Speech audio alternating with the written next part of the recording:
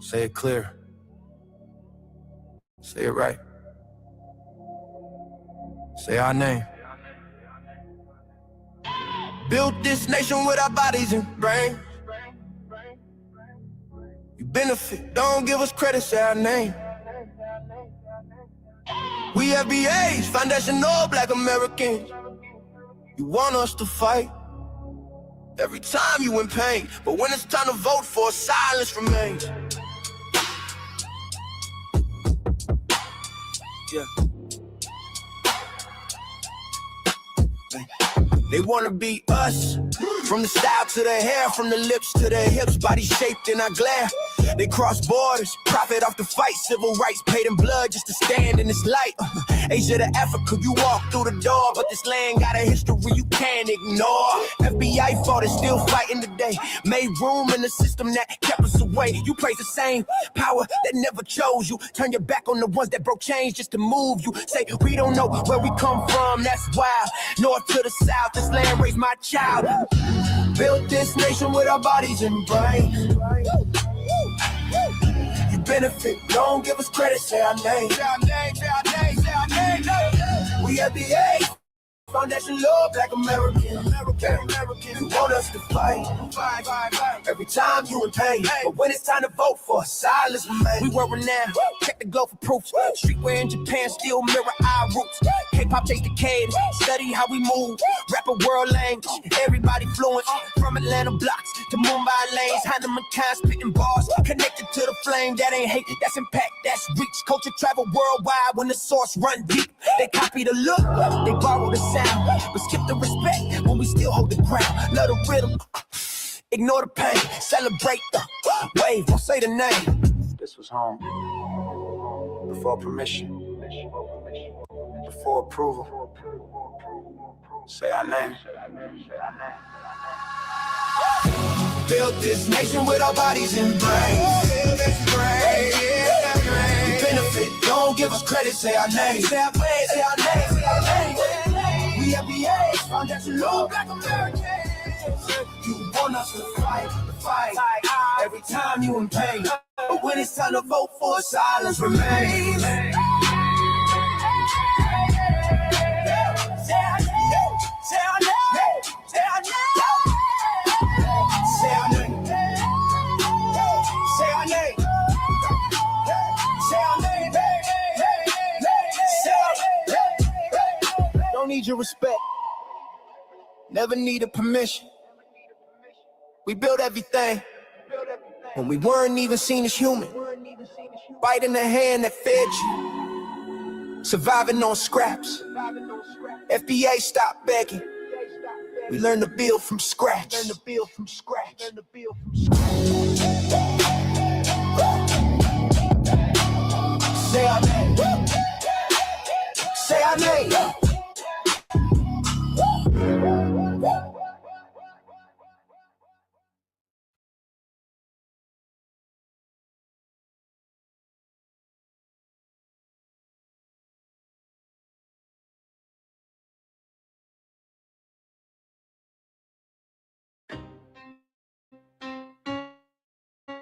Y'all don't hear us. Pull up a seat and motherfucking listen.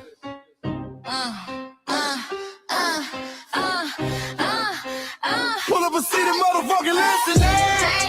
Take your bag, time to go home. Talking crazy on our soil where our blood and bones grown. This our grind, we outside on it. While y'all fools on the outside looking, y'all show no respect to Black America, so leave.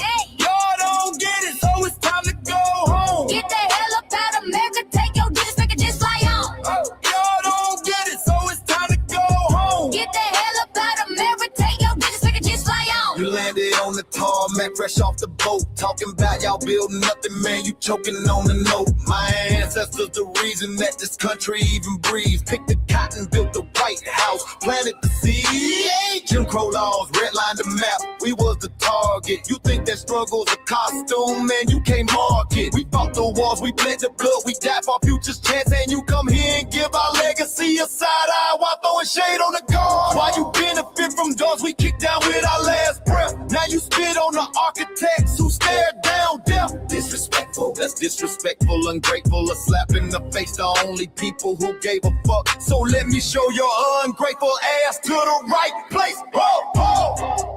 Pack your bags, time to go home. Talking crazy on our soil where our blood and bones grown. This our ground and we outside on it. Why y'all fools on the outside looking? Y'all show no respect to Black America, so leave. Y'all don't get it, so it's time to go home. Get the hell up out of America, take your dues and just fly home. Y'all don't get it, so it's time to go home. Get the hell up out of America, take your dues and just fly home. Passport, the visa, the privilege to be here. Cause my grandma did march for y'all, so disappear from our land. You cosplaying our pain.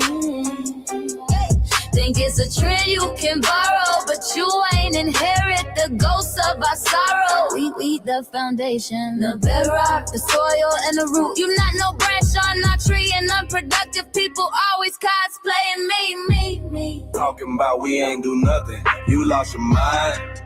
We built this from nothing, time after time. From the beginning to now, we been the backbone and muscle. Why you look down on the struggle and cause a whole tussle? The energy style with discussing is whack. So let's make it clear, there's no turning back. This land is paid for in full. In blood, sweat, and tears, and dreams deferred. You don't get to come into a house we built from the dirt and telling Black America y'all ain't worth nothing. That's a violation. Facts. Pack your bags, time to go home. It's our soil on our soil where our blood and bones grown. Show respect, this our ground. Y'all just tenants on a leash. Or get the step. Show no respect to Black America, so leave. Don't get it, so it's time to go home. Get the hell up out of America, taking your business, I can just lay on. Don't get it, so it's time to go home. Get the hell up out of America, taking your business, I can just lay on. Yeah, fly little birdies. Fly on back to where you came from. This ain't for you. This cell is sacred. We said what we said. It's time for y'all to go home. So fly a little birdies fly. So fly a little birdies fly. So fly a little birdies fly. Far, far away from here. So fly a little birdies fly. So fly a little birdies fly. So fly a little birdies fly. Far, far away from here. So fly a little birdies fly. So fly a little birdies fly. So fly a little birdies fly. Far, far away from here. So fly a little birdies fly. So fly a little birdies fly. So fly a little birdies fly. Far, far away from here. Bye-bye, little birds.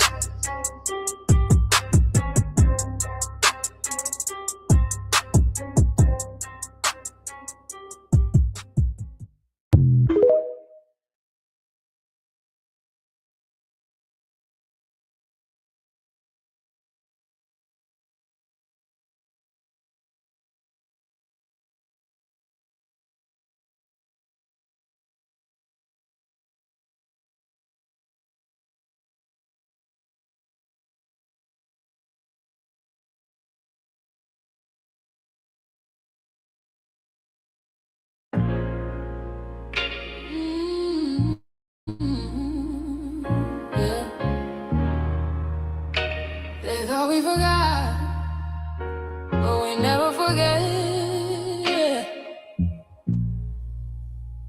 This one's for the rules. We built this land from dust and tears, 400 years, and we still here. They write new rules, but they don't see every freedom they got came off you and me. We planted seeds, they took the bloom. We lit the flame, they left the room. But we back now, know the skies. The spirit's what we realize. All we want is what we earn. That sweat and blood, yeah, that table turn. You can't buy culture, can't fake that fight. This is our day, this is our ride. We LPA. Say it loud, say it strong. We the heartbeat that's been there all along. Foundation of Black Americans, stand tall. We ain't begging for nothing, we built that all. Born from pain and grace, you can see the truth written in our face. We the soul, the sound, to fight the flame. Foundational Black Americans, say our name. They love our rhythm, but they dodge our blues. Use our voice when it fits their news. They take our sound, but not our our scars. We the backbone, we the scars. Now the veil is gone, the mask is clear. We see the game, we know what's here. No more silence, no more lies. We lift that flag and watch it rise. Rise up, rise up. We the ones that made this nation breathe. Our flames to the power. Our roots are trees.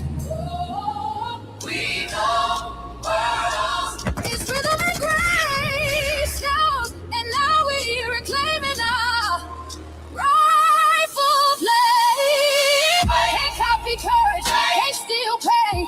You can't inherit soul by changing names. Our story ain't done, it's the revival.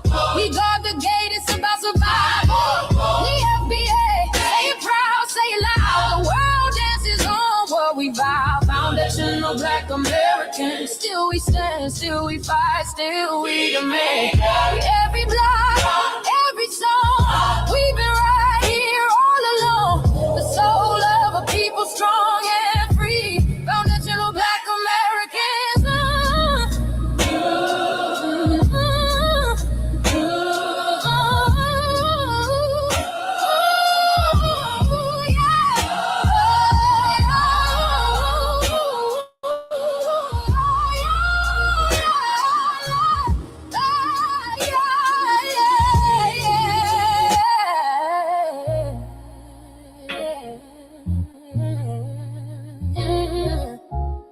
We the first, we the rule, we the fire. Still rising, still here. Foundational Black American. We set the tone and they copy the cadence. Dance to our drums and deny the foundation. Wear the style but don't honor the source. Smile in the crowd and you distance and force. Say you not us but you rap like we breathe. Take the rhythm, then fuse the receipts. I ain't mad, I'm just holding the glass. Throw in the mirror, now answer it back. I ain't here to cancel nobody. Just keep it honest, keep it solid. If you eat from the table we built, don't act surprised when we guard it. Do you like that? Do you like that? When I flip your sound and I ride like that. Do you like that? Do you like that? Do you like that? Cause that's how it feel when you borrow my culture. Then act like we never mattered. Hip-hop.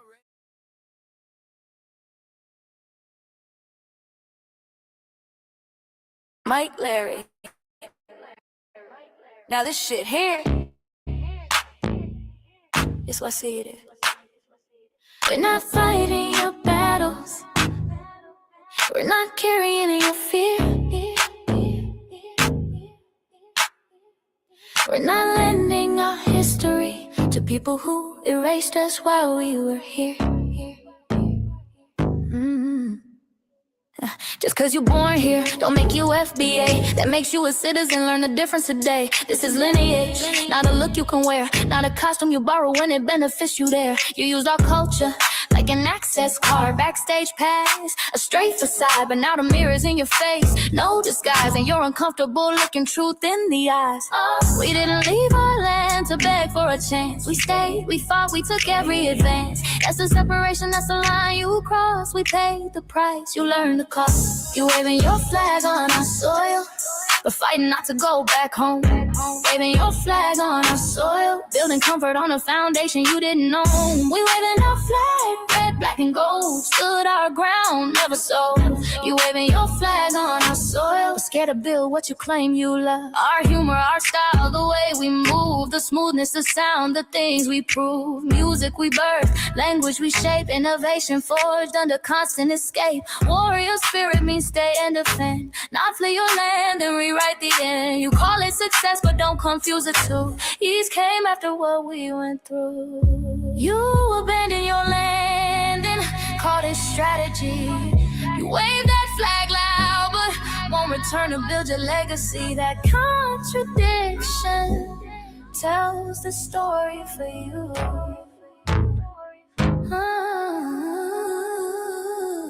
You waving your flag on our soil, or fighting not to go back home. We waving arms where we were forged, every inch earned, every brick known. We can't be deported, and that truth changes everything. We can't be deported, and that truth changes everything. We know who we are, and now we see who you are too. Just because y'all born here doesn't make you FBA at all. It makes you an American citizen. It's biologically impossible to be us because it's a lineage, not some damn costume you can just put on to look cool. You immigrants and immigrant Americans has used our culture as an access card, a backstage pass to our culture. Now y'all have to look in the mirror. Our sense of humor, the aesthetics, mannerisms, the style of dress, the smoothness, the creativity, our genres of music, innovativeness, our slang, our warrior spirit by staying on our homeland and fighting and not fleeing to somebody else's land to beg for a better life and shit on the very people who fought to have us there. That's who we are. And we know who the hell y'all are waving your flag on our soil and fighting to make sure y'all don't go back.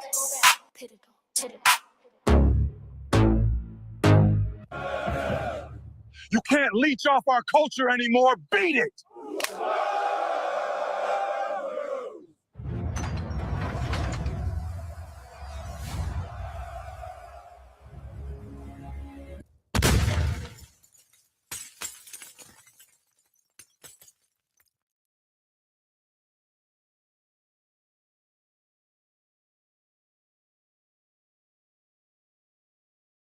Mike Larry, man, you did it again. We really making history. Let's go. Do you like that? Do you like that? Flip your sound, how you like that? Do you like that? Do you like that? Say it loud, don't walk it back. Do you like that? Do you like that? You grew up mimicking us, now y'all switch it up. Turn the carbon copy, y'all ain't black, what the fuck? It's funny y'all connecting to our culture like it's Wi-Fi.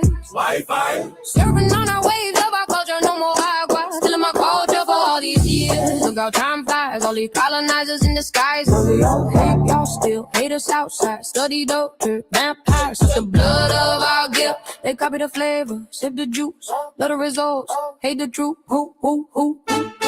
Do you like that? Do you like that?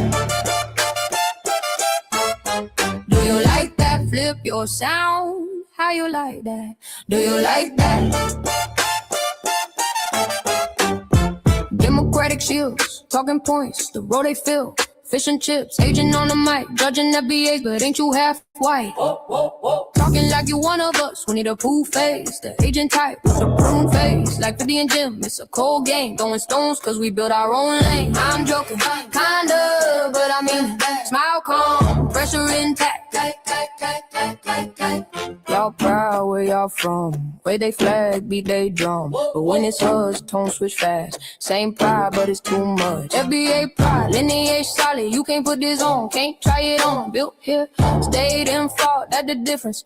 That's the car. Do you like that? Do you like that? Say it clear, don't twist the facts. Do you like that? Yeah. Do you like that? Do you like that? Point made. No edit. No care.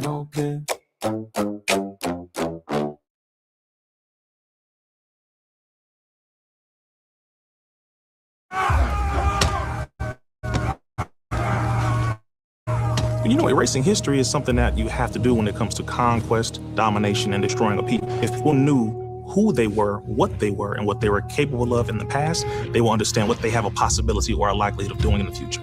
Foundation of Black Americans, we've always had a culture of resistance. We cultivated a culture of resistance on this land, and we've been resisting ever since we've encountered European domination. But nothing was really popping in Europe until the transatlantic slave trade, and that's where they amassed a lot of wealth. One thing that I think is unique about our culture as far as how we resist, how we fight back is just the environment we were put in from day one. being only 13% of the population, the white supremacists were very meticulous about keeping that population at a certain amount. There was never a period when we did not resist the encroachment of the white man. They have a natural behavior of authority no matter where they go. That's why they'll step up in front of us in the line at the store. We're not important. They don't even see us. We've never been able to excel. We've never been able to relax. We've never been able to just be, which means that existence is resistance. It must be something in our DNA, our historical background, to when something doesn't sit right with us, especially spiritually, in our souls and in our spirit, we just say no. We live resistance. You know, from the moment we're born, we're in resistance. And it's handed down generation to generation. And so I think that cultural resistance is actually in our DNA, in our epigenetics, and then it blossoms out into the culture. So there's almost nothing in America that we do, from song to dance to politics to the way we talk, the way we dress, having coded languages considered to be slang today. Everything about Black American culture is a form of resistance.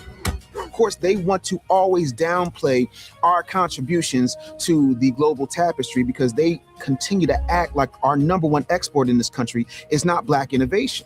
Everyone understands that our resistance has been the cornerstone of what foundational Black Americans have always done. We are the life that breathes everything into this nation. The further back you go, the further Black you go. It's just simple like that, brother.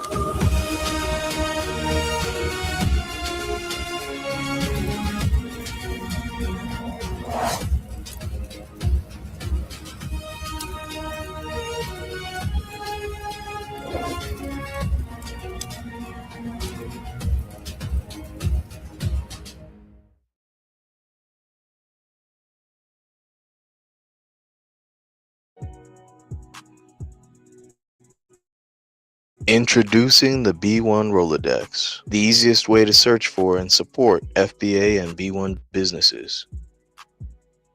Hundreds of entries from the Black grassroots for the Black grassroots. Free to use, free to download, constantly updated. Trouble navigating the document? Try using the map version. Notice a business missing? Use this simple Google form to submit an FBA or B1 business. Also submit anti-Black businesses, which are now being collected in that last tab. Find resources, contact numbers, and much more using the second tab.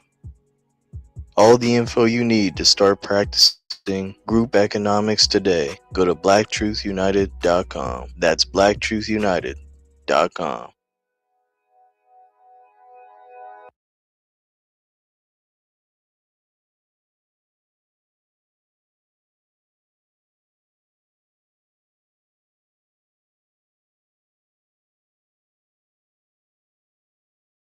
Are attracted to this. There are a lot of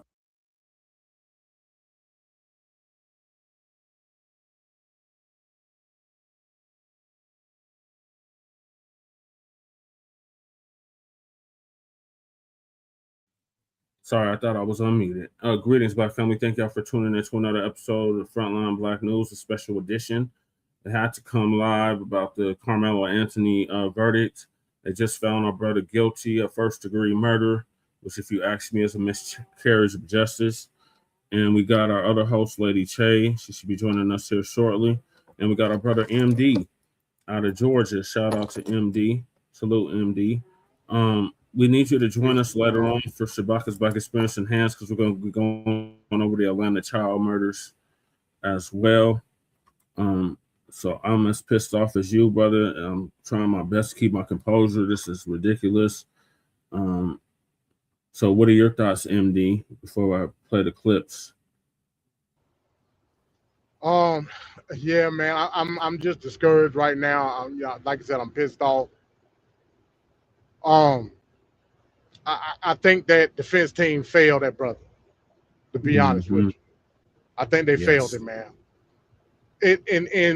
In a state like Texas, you know, which encompasses the South, and we all know in the South, we cherish the fact that we able to stand our ground and hold steadfast to your defense. We cherish that here in the South. Right. Everybody got some kind of weapon on everybody. Mm-hmm.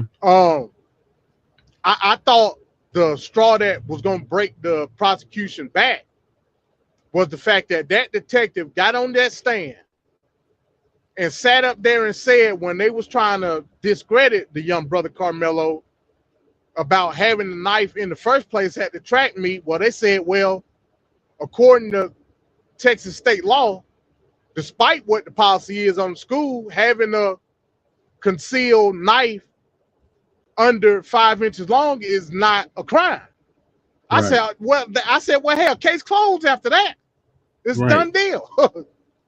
and yet they still found a way to convict that brother on murder. Now, we got to understand how the state of Texas works. It's more when they say first degree murder, Texas technically don't got nothing called first degree murder. What the actual charge was murder with intent. Now, what does that mean? That means that Karmelo Anthony, when he stabbed that cracker, he intended to kill him.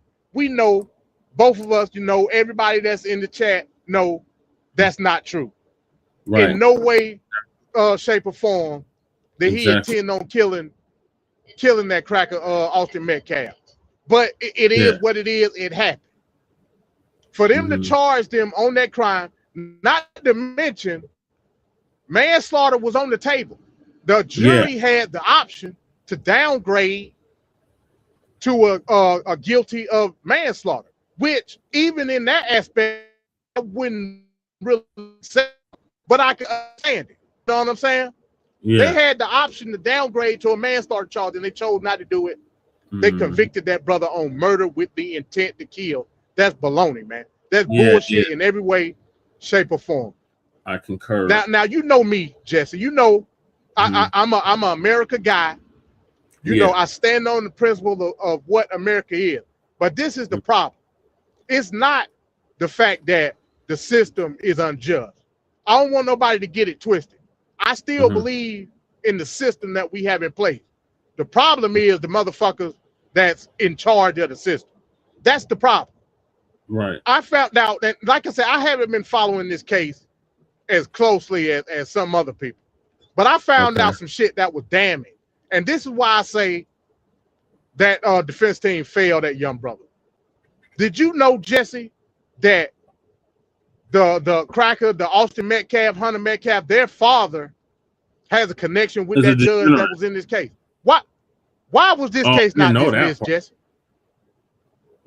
Because the system is designed for us to fail. This case should have easily been dismissed. It should have been at least a mistrial. At least a mistrial.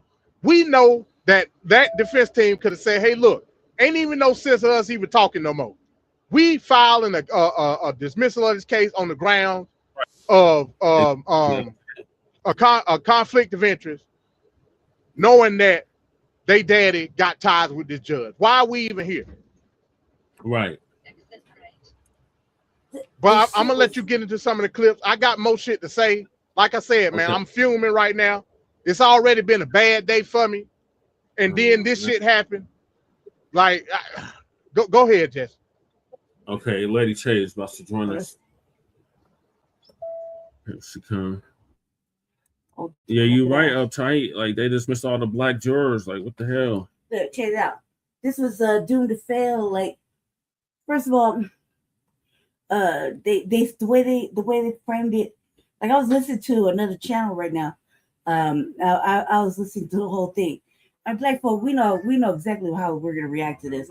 It's already disturbing. Look, they didn't have not one black person out of 600 motherfucking jurors. Not one black person could be on the jury. That's off top.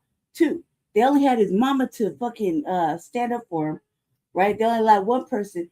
It was like a 3-day fucking trial, 4-day trial or whatever, and it was like in and out over. They had no understanding. All these motherfucking racists and white supremacists in these chat rooms, all they talking about is that that he, I can't say it. That I don't even want to say it out in the ethers. That he deserves this and he got blah blah blah woo woo, right? In reality, all it did was activate my fucking black nationalism to like a whole new level. Every time I read a fucking ugly ass comment by some pink motherfucker, I just had to go the fuck off. Motherfucker said he loved being white. I said I love being black, bitch. Like shit like that. I was just going the fuck off because I couldn't fathom that in a state that you can, stand your ground. It don't work. It's an illusion. There's no justice for black men. There's no peace for black men. They wanted to put that young man had a job. He was part of the church. He was a good boy, took care of his family, went to school, got good grades. He was supposed to be there. Right. Like, this is some bullshit. What they said was there's 4 reasons to for this to be like this, right? They were like, no reason. The main thing was no reasonable person would take a shove and stick a motherfucker in the chest, basically. Right. That he was beyond reason. That's like there's no reasonable reason. Yeah. A shove should be met with a shove. We'll do like I don't see all that. Like when you're warned, like look, 400 motherfucking years of Caucasoids calling us fucking the N-word with a hard R, pushing up on us, hanging us, doing the most, right? Terrorizing us, following us around, just fucking doing the worst shit ever.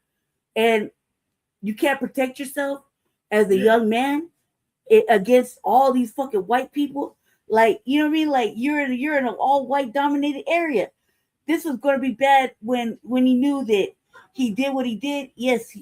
So he said he did it. I mean, what else was he going to say? You know what I mean? That shows responsibility for it. Right. That shows taking accountability, right? You know what I mean? And the fact is he was supposed to be there. It's raining. A motherfucker shit. None of them 2 little white boys and their little friend should have been up there trying to punk him out of a bench space. Exactly. And then put his hands on him, whether he grabbed him by the fucking backpack or not, or he pushed him or touched him. He still fucking touched him. He didn't have to touch him.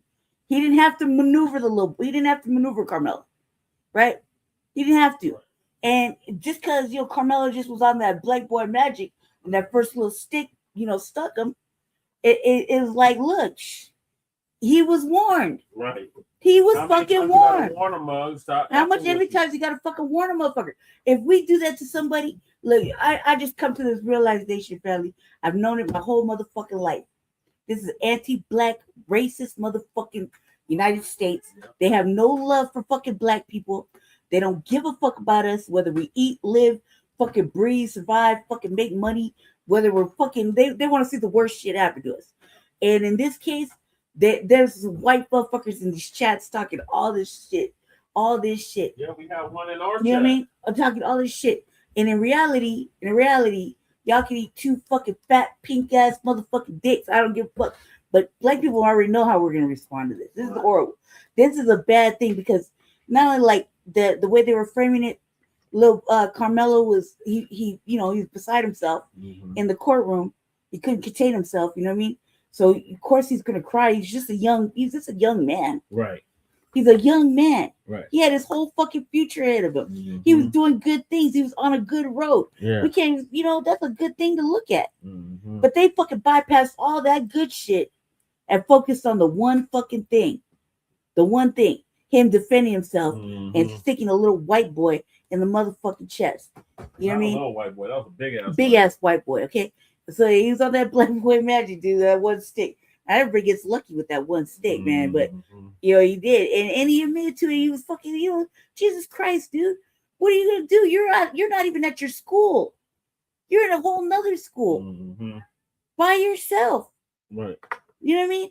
You're by yourself. And they invited him into the tent. Anything could have happened. They invited him into the tent. They said a reasonable person wouldn't have stuck him in the chest. That's basically what it was like on 4 bases of why they chose to say he was guilty. And I was thinking, that's all wrong. You didn't follow your own laws, your own rules. What happened to standing your ground? What happened to defending yourself? Like that's why I said it's not the system. It's the people who run the system. Right. The system is And just fine. The system is just for all people. Yeah, the attorney general wanted to fucking throw him under the jail in the beginning. All these reporters wanted to throw him under the jail in the beginning. And everybody who was running podcasts that wasn't on the new Blacc Media side wanted to put him under the jail. Staple showers in the building. Staple showers, yes. You know, Salute everyone wanted the to put Staple Showers. everybody wanted to put him.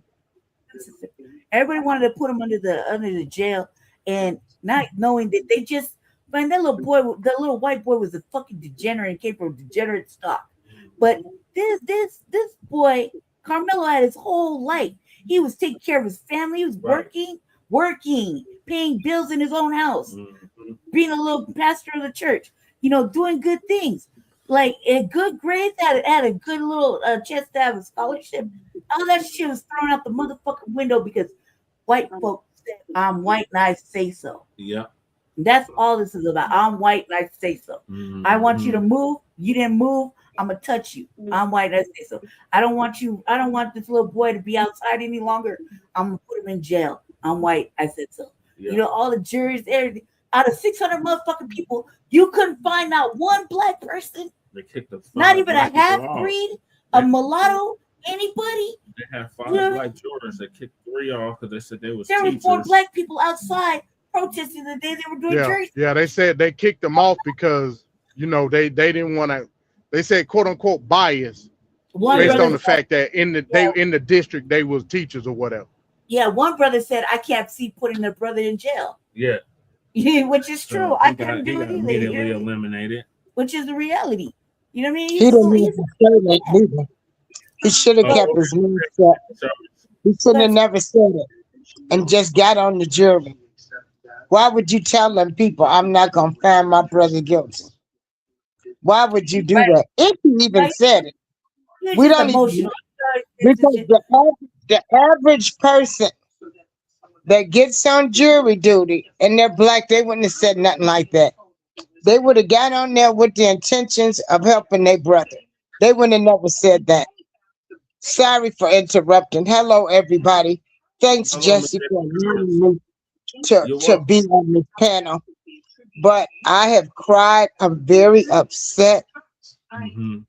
I'll be 63, and I'm so sick of white supremacy. I'm so sick of white people winning over black people. I'm so sick of seeing black people. And the amount of black people that was saying this boy should go to jail just really surprised me. You know, I was thinking, you know, I was doing the show because I'm going to tell you, I've been on my hands and knees praying for this boy. Yeah. And I'm thinking now, and I'm sorry to interrupt the other person. What's your name? That's MD20 and that's Lady Che. Yeah. Hey, MD20 and Lady Che. All I kept thinking was, wasn't y'all raised? Didn't your parents raise you? If somebody hit you, you hit them back? Yes. If you are jumped, put your hands on somebody. If you are jumped or being bullied, you better find what you can and defend yourself. I never heard of nobody, and this is people of all races. Nobody's saying, oh, you know, you're supposed to go run and find an adult. No, you fight. They hit you, you hit them back. Right. Exactly. And then he was being bullied. Like, when did all of this go out the window? But of course, again, why would I think these United States of America would change with this case? You know, we would definitely think, even with the evidence, even with the white boy said, I invited him to the tent, even with them saying he was the aggressor. And they're trying to say because Karmelo took accountability. He said, I told him to leave me alone. For a split second, you got kids surrounding you, and y'all could not sympathize with that. You white supremacists, I hope they all go to hell. I hope they all burn in hell. I agree. That's what I was saying, sister. That's exactly what I was saying. That's exactly what I They was saying. sick, pathetic people. Do you know in that same state of Texas, they had a white kid to do the same thing to a Mexican kid? Yep. It was the Mexican did it to the white, whichever way. But they were found not guilty. Yeah, Casey Anthony. Yep. We will never win in this country. No, we will they never win. now, sister. That I mean, if it wasn't clear before, I'm 46. If it wasn't clear before that the United States is nothing but anti-black racists and they hate black people, and by any means, They do not care about it. People. And I don't want nobody talking about this important thing or anything like that. No, they hate This is an American thing. Yeah, it They is. do not like black people. It's just all across the board. America, these United States of America, these people have shown us they do not care about black people. They showed us that when they let immigrants come over here and they gave them everything and we haven't gotten anything. You people are sick if you think these people give a damn about us. I don't care how I felt. I would have got on that jury to make sure that boy was found not guilty. Right. But that's the thing. They didn't want us on that jury. That's why Right. They didn't want us. So he might get a new trial because he's supposed to have a jury of his peers. And then you know that daddy got $500,000. That daddy got close to $1 million. I mean, I'm pretty sure he probably paid all of them. The judge $100,000, the prosecutor, a lot of money. Even them black kids up there lying. Ain't no way. I would have let my child. I wouldn't have even allowed him to testify. Right. I would have told him to get up there and say you don't know. But they didn't help him neither. You Negro, you did not help your brother. You sitting up there, he was the aggressor. Are we serious right now? And four white people were surrounding him? The black people that testified against him, they need to burn in hell as well. Right, I agree. That's some race trading shit right there. And baby coons. That's some race trading shit right there. Like, are you gonna say all that? Like, we weren't allowed to listen to the trial. We got the piece of it afterwards. We got to hear it afterwards. Like right now, like I was listening to it, and the shit I was hearing, I was like, I can't believe it. I couldn't believe it. No wonder, motherfuckers outside calling calling us apes. They got pictures of him already in the dress. I mean, yes. They were saying all kind of racist shit. One motherfucker said, thank God for being white, happy for being white. And this is in the building. Their blood was better. We're this, we're that.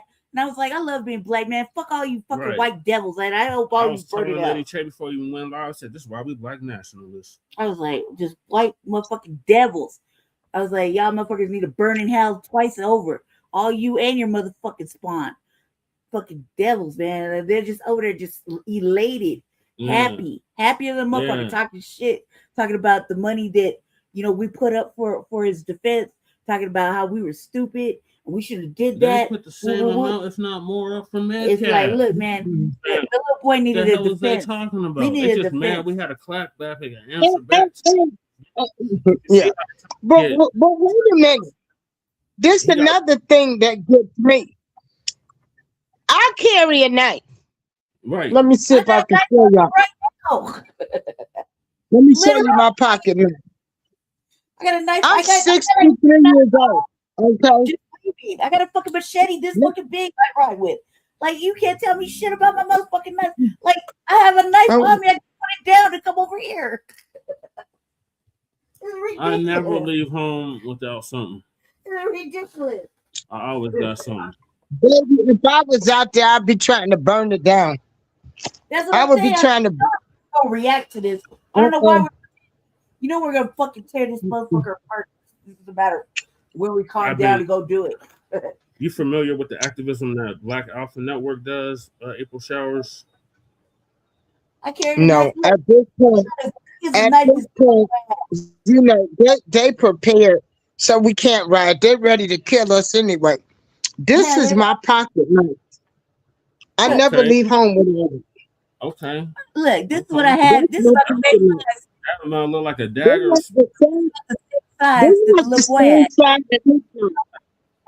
Only 3 inches. But this the thing though. What the brother had was a utility. It was a tool. It was a utility knife. It had other. They said he was using part of the knife to clean his cleats. Right. It's a fucking Swiss Army knife. Look, if it's legal, if it underneath my fucking, it's just along my hand. It's legal, but you know, God forbid, right? But no, I'm not gonna stop carrying my motherfucking any weapon to protect myself. They're devils. These devils are villains, and they don't give a fuck about us. Nope. They want to kill us. Yep. They want to fucking put us in jail. They want to have us shot by the motherfucking police right outside the fucking door. We need to remain codified. That's right. That's true too. We do need to stay codified. But maybe it's just that time. Like we ain't wild out in a good couple of years, so maybe it's just that time. We're wild out to when George Floyd. Yeah, that's probably the last time we fucking got crazy and they were like scared. We're all up in the. Well, they're still paying out for that. They just have to pay out what another $20 million. They're like 15 suits or something. Yeah. You know what I mean? Like, I mean, maybe that's what it is, but this can't go. This can't just lay like this. You know what I mean? Like, so every week we just supposed to be stepped on, murdered, spat on, terrorized. At the state suspense. You know what I mean? Like by white motherfuckers. You're literally your tax dollars just going toward this. Right. That's why every year it's hypocrisy, man. Man, America is hypocrites. Black people, I'm gonna stop fucking with them too, because they hypocrites and got collective outrage. Any black person that was talking a boy, he shouldn't have pulled out a weapon, and he had 4 people surrounding him. I can't even fuck with you no more. Right. Yeah. You're cut off. You're ostracized. You got to go. You're a race traitor. I don't, and I'm serious.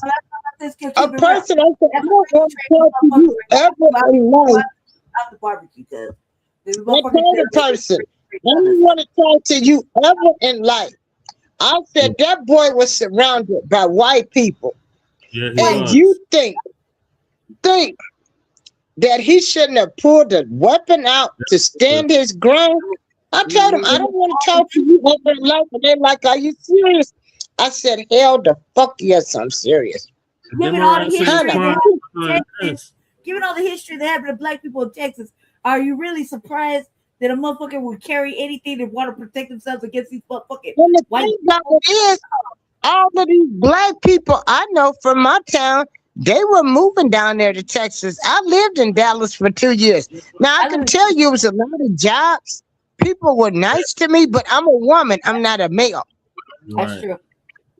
I was in Texas. They were nice to me too. And I'll just say this, like, I seen too much with my eyes, and I'm quite uncomfortable and angry because there is no peace or justice for us. People, they're glad they can carry their weapons. Yeah. They're glad. That's their pride. They pride on being an open carry state. They ride around with their weapons in their car with their guns on them.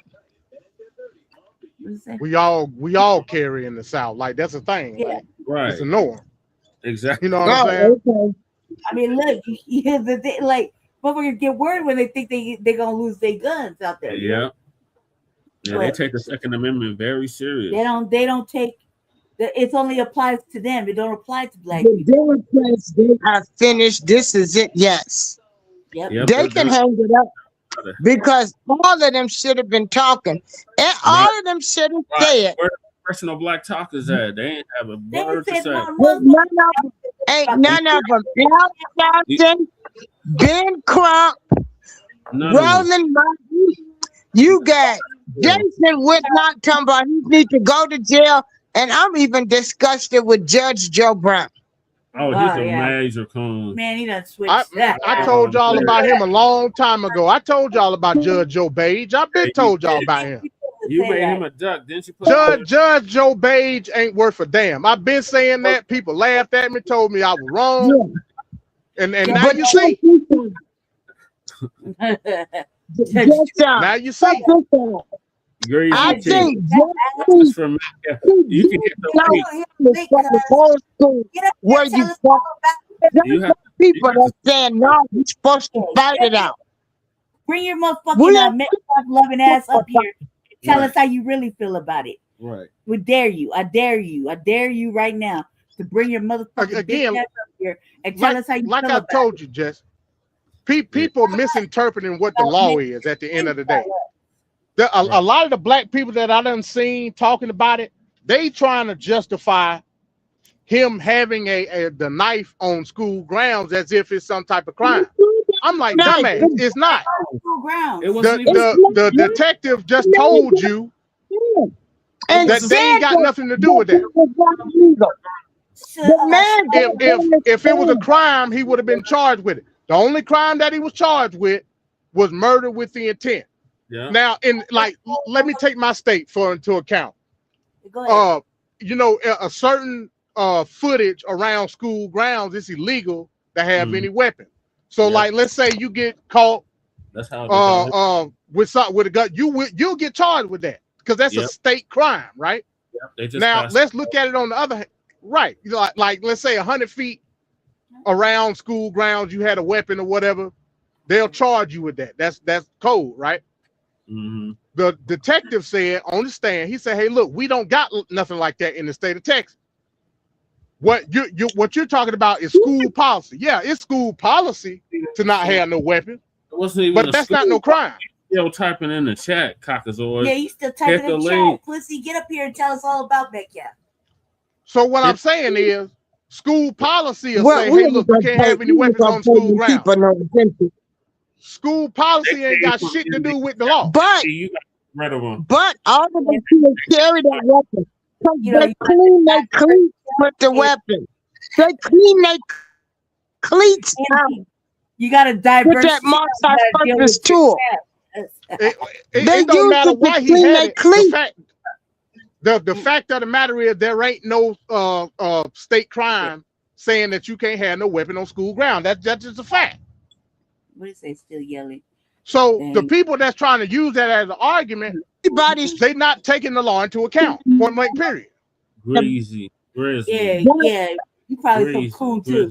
Why don't you either come up on the motherfucking panels or motherfucking whatever this bitch. You know what I mean? And I find it ironic, Jesse. I find it ironic, Jesse and Lady Che, that within 7 day time span, we got this verdict. Then we got what's the chicken chow mein or whatever in South Carolina, shot the boy in the back and got off. In the back. He was running away. He was trying to get away from the situation. And you're gonna sit up here and have your lot of people understand that the defense. Please, I was just going. Go ahead, April. Are we going to dress toes or are we going to dress the panel? Because Trump should just be blocked immediately. Why would you argue with them? We're talking to the chat. They're not going to come up here. And look, it's all right. It's Hey, Jesse, you know me, bro. Yeah. You know me. I cut it straight down. I mean, he just needs to be when it comes to the law. Oh, I want to talk to some of these white folks to see if they really know that the law that they justify by. I want to see. Go ahead, Miss April Showers. Go ahead. And then MD. We adjust the chat regardless. It's our panel. That's what we do. Go ahead, sister. They're trying to block the defense lawyer now. But the evidence that they presented, he was allowed to have a multi-tool weapon. It wasn't against the law. The boy was surrounded by people. Yeah. Metcalf, Austin Metcalf, was the aggressor. He was surrounded by four 4 or more other people. He didn't need to testify. That was the case right there. That was to stand your ground. He told them. He verbally warned them. You can tell people. Right. When you tell them, if I'm in an argument with somebody and I tell you to get out of my face, I don't want to talk to you. If you say in my face, I'm fear of my life. Right. He did everything by the law. Yeah, he did. He did not need to testify. Them dirty, no good people down there, white supremacists, the whole United States of America don't care about black people, and that's what happened. It's not his lawyer's fault. Right. It's this country system of white supremacy. And I land my plane. Which controls all the other areas of human activity. Then he had a white lawyer. I mean, I feel like there could have been. First of all, this is a like I told you, I think the defense team did a terrible job. They did a terrible job. And did y'all also know that this was the same defense team that was they represented Amber Guyger? Wait. What did he say? He said, what did he say? Why isn't he black? Everything. Why isn't he black? Because we're just catching it, man. This is what we're. I don't understand why you would hire the defense team of Amber Guyger. Why would you do that?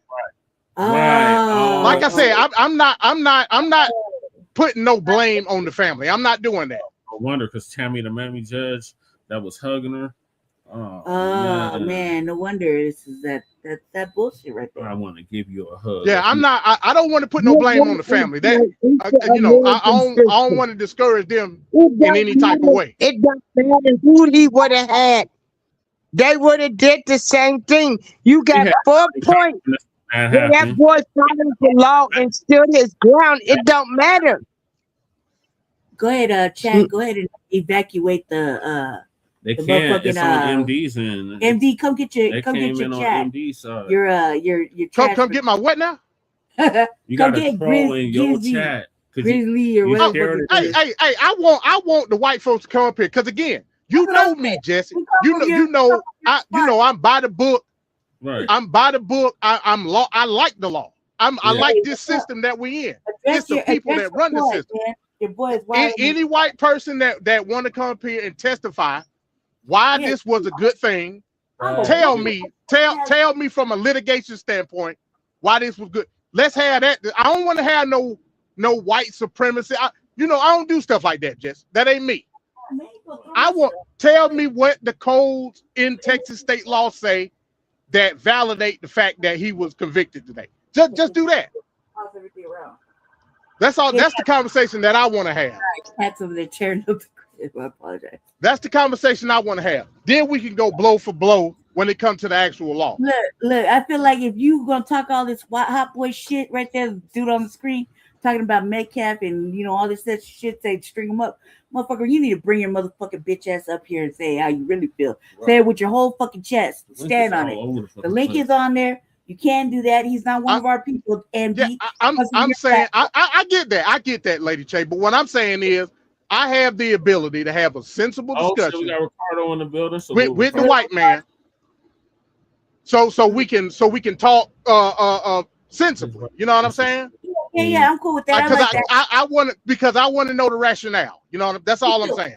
I would like to know the rationale as well. So any of you chicken shit Nabisco trolls, especially from white people that like I said, they hold stuff like the Second Amendment. Stick your chest out. You gotta come on camera. All these things are cherished by white people. So what I want, and it's cherished by me too. I love it. I'm a Southerner. You know what I'm saying? Yeah. So what I'm telling you is, give me the rationale that makes you break away from all the freedom-loving things that us as Americans love. Sister Showers, I believe we lost you, but if you like, you can please come back up on the panel if you would like. Yeah. I think we lost you. Over there, the cat's tearing up the place, and we try to get the white person up on the stage. Because I'm a freedom-loving American, just like you, white man. Right. Mm-hmm. That's what I'm saying. So I want to know. The only thing, Cockazoid, the only thing should have never went to. Yeah, I mean, I want to know what makes you break away from freedom that we all cherish. That's what I want to know. Because freedom says that if I'm threatened with physical harm in any way, shape, or form, I have a distinct right as an American to defend myself. Right. And Sister Shire, in any way is mean. Sister April Shires bring up a good point. We was taught not to let nobody put their hands on us from the time we was little kids. You know what I mean? Don't let nobody push you. Don't let nobody touch you. Don't let nobody hit you. You hit them back. That type of shit. Go find something hearing. She's exactly right. That's what we were taught. So for us to know that and to know that we're not gonna be bullied, like that's ingrained in us to not be bullied by anybody else. I mean, the little boy didn't like. I want to say Karmelo's like a little boy. Like he's like, I'm 46 years old. He's only like 17, right? 18. Yeah, he's like a little boy. You know, for him to stand his ground and defend himself. You know, and that shit to go all bad for him. You know, yes, we knew he did it, but god damn, like what happened to defending yourself? Like that's just not a. When it comes to black people, check this we're out. not allowed to defend ourselves. That's what they want us to do. Check this out, though, Lady Che. Check this out. Do you know how lucky you got to be to kill somebody with a little bit of ass utility knife? Black boy magic, man. That's what I was saying all day long. Yeah, that black boy. You know how lucky you got to be. Like you can stab somebody 100 times with a little bit of ass Swiss Army knife, and they don't die. You know what I'm saying? Was his chest? We talking about less than 2 inches long. Yeah, they got that close to him. He got that close where he had that black boy. What they say was, you know, it hit an artery that was close to his heart, and he basically bled out instantly. Yeah, he bled out. That's a lucky shot. He didn't mean to do that shit. And you know, he didn't mean to do it. He didn't mean to do it, and it's true. I mean, god damn, he had that look. He keeps saying black boy magic because he did it one time, and that one time was the one time. You know what I mean? Kill shot. You know, you can see motherfuckers in prison just sticking motherfuckers and never get through. He had that one little magical moment, and yet, you know, it's all bad. I'm not laughing because you know he's in trouble. I'm laughing because I said black boy magic. Yeah. You know what I mean? So that's what I'm saying, Lady Che. The fact that remember, we got to understand what the charge is. The charge was murder with intent. That specifically means that you intended to kill somebody. We know that's a lie. We know that's a lie. He 19. Is that what you said? He was at the time. Oh yeah. I'm saying he had a little bit ass knife, and he did not mean to kill that boy. He's just trying to get him back to go. Look, get the fuck off me. It was a motherfucking utility knife. It was foldable. It was like a Swiss Army knife. Anybody who's ever had a Swiss Army knife, they come with all kinds of little gadgets in it. Yeah. You know what I mean? They're meant for all kinds of little things, from regulating your bike to your skates to your shoes. You know what I mean? Undoing a little lock. They're meant for all kinds of things. That's why it's called a Swiss Army knife. So that's what I'm saying. To the white folks that justifying this conviction, based on the charge, tell me what you see in the law that says this was justifiable. That's all I want to know. There was no justification, and the way the judge laid it out with the four parameters was like totally misguided. The problem was like no reasonable person would have stuck him in the chest. A shove is supposed to be met with a shove. I'm like, bitch, where are you coming from? This is a black boy in a white area, surrounded by white people. Yeah, it was rigged, y'all. Like, what are you talking about? Breeze in the building. Salute, Breeze in the building. Breeze is the reason. Breeze on and I'm gonna say this too, and you know this gonna sound kind of crazy coming from me as well, but I'm gonna go ahead and say it. The ironic part about this is that family, which is a good family, that family found themselves in this situation, moving away to where they felt that was a better place. They come from Louisiana. They moved. I think the dad moved for job reasons or something like that. They basically upgraded to a better middle income lifestyle, and thinking that they're getting out of a worse situation, and this end up happening to them. So what I'm saying is maybe it's not. When you back to the white area. And again, we Americans at the end of the day. We black American. For the sake of the argument, Jesse, I'm gonna say foundational black American. Just for the sake of the argument. But we should have the right to live wherever the fuck we want to live at. Anywhere in our damn country Anywhere that we we go, built. yeah. That Exactly. we built this country. No other group.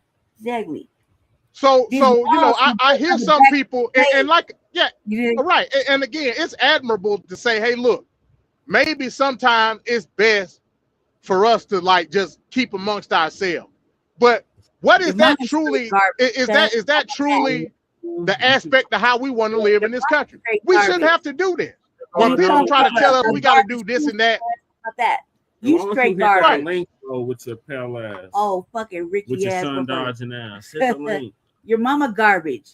Your bitch is garbage. Your children are garbage. You're garbage. hold on, let me see what he's saying. Like I said again, I don't want him to shy away. See, I want him to stop the trolling and actually have a conversation. I don't want to troll back and forth. I want to have a conversation with you, person, whoever you Oh, are. now we're violent. We're violent. Yeah, your So mother the shit. most violent people on the planet say we are violent. Yes, allegedly, right? We didn't burn down your cities and towns. We didn't kill your people. We didn't eat your motherfucking people. We didn't put your children to the alligators. Right. We didn't cut off your parts. Right. You know what I mean? And We shove didn't them in your have picnics right there celebrating, eating you and killing you, right? Yeah. We didn't do none of Again, that. That's what he wants. That's the type of back and forth that he wants. Yeah, I know. I could help it. That's the type of back and forth he wants. I don't want to have that type of back and forth with him. Again, I want to have a sensible conversation. Is that so much to ask? No, go ahead. I think you're reasonable in asking that. It's too bad these pussies won't get up on the panel. Right. If you like hoes in the chat, get up on the panel, say it with your whole chest. We'll chill. I'll be quiet. I'll go on mute. They're not gonna do it. That's all I want to know. Are you willing? Are you able to have a sensible conversation from a legal standpoint on the verdict? That's all I want to know. And I'm willing to have that conversation. Never want to have meaningful conversations. Exactly. You know, you like the anecdotals and everything. Like, I don't want to do that. You can keep that shit. You know, the chud, the builder language, you can have that. You know what I'm saying? Let's have reasonable dialogue. Damn, empty. You sending major trolls our way. You know, sent all the trolls over Let's here. go. Come on, Caucasoid. With your diverse platform. But hit that link first. Make sure y'all hit that link though. Yes, I'll talk to you through the chat, no problem. Well, okay. So, he said he'll talk me through the chat, no problem. I don't understand why you can't come up here, but whatever. So, the question that I need to ask you, and you can answer it through the chat, from a legal standpoint, why do you feel that this verdict was justifiable? Just tell me, plainly, in legal language. That's all I want to know, and then I'll respond. Yeah, you're right. April showers. We gotta stop giving them more time. That's why the women can't have babies by them. Yep. That's why they have minus birth rate. We should just stay far away. Is just desperation setting in. You know, once reparations kick, will you choose to take like 25 years to segregation? It'll be all right. Yeah, exactly that part. Breeze, get them. And you said you got a show with Shabaka later on, right, Jess? Yeah. We talking about the Atlanta child murders. We definitely got to have you on. Definitely got to have you on. We was praying to the ethers you would call. Right. Yeah. I'm like I said, man. I ain't been following the case. I watched the last couple of days. Yeah. On the phone or whatever, but I ain't been following it as closely as I probably should have, because honestly, I'm gonna be honest with you. I thought this was a slam dunk, not guilty. Like, it wasn't nothing. April Shaw. It wasn't nothing in this case to say that he wasn't gonna be found not guilty. Beautiful day, sister. And Breeze, you hit the link. You should be up here. Thank you, sister, for coming through. Your commentary was very well received. Exactly why the birth rate is low. Yep. It's only gonna get lower, man. The semen count is just gonna dissolve and turn into dust. Gonna have now I'm still waiting on the guy's response. He ain't responded yet. Oh, there you go. It says the victim was stabbed by the perpetrator in the chest. If you stab someone in the chest, you intend, again, that's clearly a lie. Right. That's clearly a lie. He said if you stab someone in the chest, you intended to kill them. Premeditated murder doesn't require an amount of time to premeditate. I agree with the last point. I don't agree with the fact remember the knife. Remember what the testimony was about the knife. Remember what the medical examiner said about the actual chest wound. Right. She initially said that was a perfect stat. Like, you can't get no more perfect than that. Yeah, so unless you're telling me that Karmelo Anthony is a skilled assassin, unless you're telling me that, there's no way, shape, or form that you could believe that a 2-inch, actually a 1.75-inch utility knife has the ability to stab somebody unless you hit them in the perfect spot. Real, so intention can't be required in the case. Skin, chest plate, muscle, before the tip would barely reach my heart. Like, I mean, this is about the same size. Like, I don't think this would reach my heart. Like, if I stuck myself right now, I don't think it would reach my heart. With my chest, like the muscle in between my chest, the breastplate, the rib, all the way through, it would get stuck right there in the bone and the muscle. Like, it wouldn't reach my heart like that. Right. So unless you're saying Karmelo Anthony was either one, a skilled assassin, or two, a surgeon. If you're saying he was one of those two things, I would agree with you. But we know he's not either of those things. Right. No, and reaction, and it was a reaction. Where did you think he was going to stick him? In the leg or the arm? I mean, this is a reaction. So he's protected himself. You don't necessarily know where your hands are going to go to protect yourself. Right. Some people want to put their hands up like this to block your chest from you coming in their face. Yeah. Think about it like that. Also take into account, remember, they said he was pushed and he was going back when the stab happened. So that would obviously mean that the Metcalf dude was lunging toward him after the initial push. He didn't lunge at Austin Metcalf and stabbed him. He was falling back. So he fell into the knife. Yeah, he fell into it. That's the only reason it touched the heart or touched near it. He fell into it, meaning somebody was pushing him. Yep. So if the little boy is on the bottom, Metcalf is on the top, somebody would have to push him to run the stumble, right? A semi-serrated fold and pocket knife. No, it wasn't no damn. There wasn't no knife. 5. That's a lie. There wasn't shit with no 5-inch. Now you just lied. This is a regular. What you think? You think he had a goddamn crocodile Dundee knife in his fucking back? Stop lying, bro. They're lying. Now you just lying. Inch and a half. The knife was 1.75 inches in length, bro. It was a little bitty ass Swiss Army knife. Right. Mm-hmm. Now I gotta ask you, why did you lie? Why did you lie? Right. You sat up there, you was lying. The detective got on the stand and told you the measurement of the knife and said it wasn't illegal. Any knife 5 inches or more, it can't be concealed in the state of Texas. So that's what I mean. I can have a sensible conversation with you, but if you just flat out lie, I gotta call it out. Right. My Caucasian friend, I gotta do it. I feel you. Just lie. They won't hit the damn link. They're doing all this trolling in the chat. Texting warriors, yeah. The Chad is going to meet Austin. They better beware, right? And essentially what happened, now we got to remember this too. Essentially what happened was the twin brother got his other brother killed. The actual aggressor was Hunter. It wasn't Austin. Yeah, Hunter started this shit. Yeah. Hunter started it. Karmelo told him, hey, look, you touch me, see what the fuck happened. That's what he told him. You're full of shit. Right. And Austin, because like I said, that's his brother, he initiated the shove. Then you had the other two boys. One of the boys who knew Karmelo sat up there and lied and said he didn't know him. That was a lie. That was a lie. Yeah, that's a special place in hell for all this. Right. You know? I mean, the people outside the courthouse, they was really active. They was really getting active. Oh, we're going to get to that footage. So first one. Black people talking to other black people, calling them out, for the same time. Oh, yeah, Jess, I'll shut up, man. I'm going to let you play the clips or whatever. Yeah, I saw, when I was listening to the case, that's what I told Jesse. Jesse was over there doing some other work. And I was like, man, they said this, and that. They found a little boy guilty. I was like, oh, this is not good.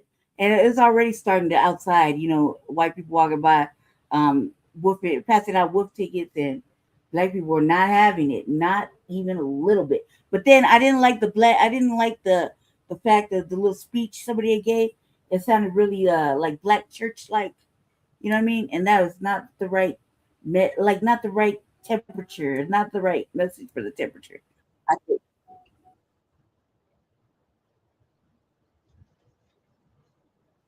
Right, y'all rules. The brothers was known the bully. DA and Judge Roach all knew each other. We're friendly together. And now we have that proof. Look at this photo. This is a photo of Jeff Metcalf, John Roach, the judge, and Greg Willis, who is the DA. Conflict of interest, anyone? I don't know. I am still working to verify this picture. I entered it in ChatGPT. It says it doesn't seem to be fake. If anybody out there can confirm this picture for me, I think that is also very important because we need to keep the truth at the head of all of this. Let me know what you guys think in the comments. Secret Service Sam out Samson for president of the world. Now, you guys that watch me know that I always come with the smoke, right? And I come with the facts. We go into the classroom and we break this stuff down. See them? Now, there's a lot of things circulating and I can't prove it. Right. You have people that saying that they paid to see the video. They went into the school and saw the video. Well, in the courtroom, the judge, the lawyer, Mike Howard, there's no 4K video. They didn't play it. So I don't know if these people are telling the truth. I don't know if they're lying. I'm not going to come before the people and say something that I can't prove, right? I don't know who those people are, right? Whether they black or not. So I don't know if we can trust them, right? And if they're out here lying and putting stuff on social media, they're doing more damage than good, right? Now we're seeing images of, they're saying that the DA, the judge, and Austin Metcalf's father were all friends. They were all chums or knew each other. That's a direct conflict of interest. Now, this is a factual thing, and this is true, then this is real bad because this case happened over a year ago, and they would have all known this already. They would have all known this. So now the defense rests, and now it's going into the jurors to start deliberating whether he's going to be guilty or not. We don't know, but there's a lot of things circling around this situation, man. And it's real bad. Now, that black guy that came and said that he saw the video, he's a registered ex-offender. So, this thing gets real goofy. But let's look at what the news is reporting. We start today with breaking news from the track meet stabbing trial of Karmelo Anthony. After a 3-hour break in the middle of today's proceedings, the defense has rested its case now.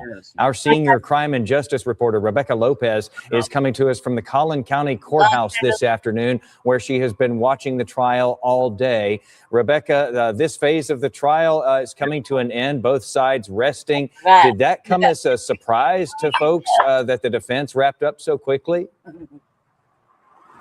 Jason, it did come as a surprise to many of the courtroom observers because many anticipated that the defense would go a little bit longer and that Karmelo Anthony could possibly take the stand, but we didn't hear from him. And we also didn't hear from Hunter Metcalf, Austin Metcalf's twin brother.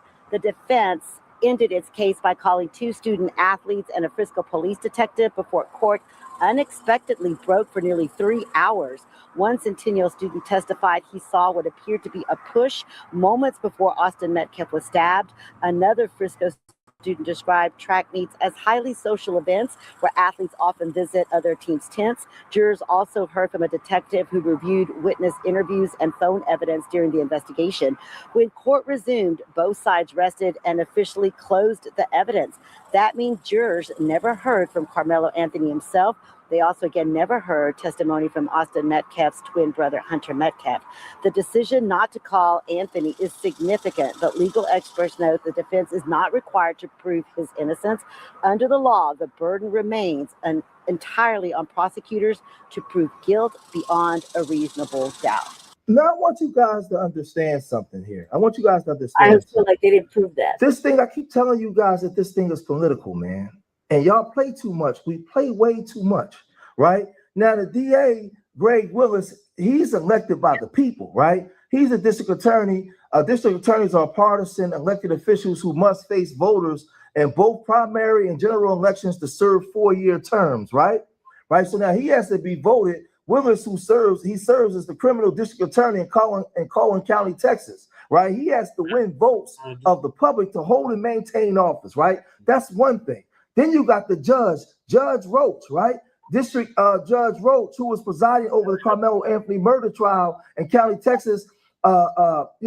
He's a publicly elected official. Texas judges are elected by the registered voters in their specific county in partisan elections, right? So now, as a judge, he runs for office on a general election ballot box, right? The voters in Collin County choose who serves on the bench, not fellow judges or attorneys, right? So this thing is crazy. So then when you ask, okay, so Greg Willis, he gets to pick the DA that's going to handle the case. Bill Werski and Dewey Mitchell, they're selected by Greg Willis, who's selected by the people. So now in that county, the majority of the people are white folks. And they're going to go immediately and say, hey, if you don't get us justice here, you won't be on the bench. Judge Roach, you'll be out of here. You're going. You got to skedaddle. Judge Willis, we just won't put you here. Because there's no way you're going to allow a black boy unalive a W boy in our county. We're not having that. So he never had a fair trial. There's no such thing as a fair trial because there's not black representation there. What are y'all talking about? What are y'all talking about? I'm sorry, uptight. They go and say you will lose your seats, you will lose your positions. We're gonna get you up out of here. And that's why they get the media to sway it. He's guilty into proven innocent. And the media, look at Fox News and all the media. This thing is political at its core.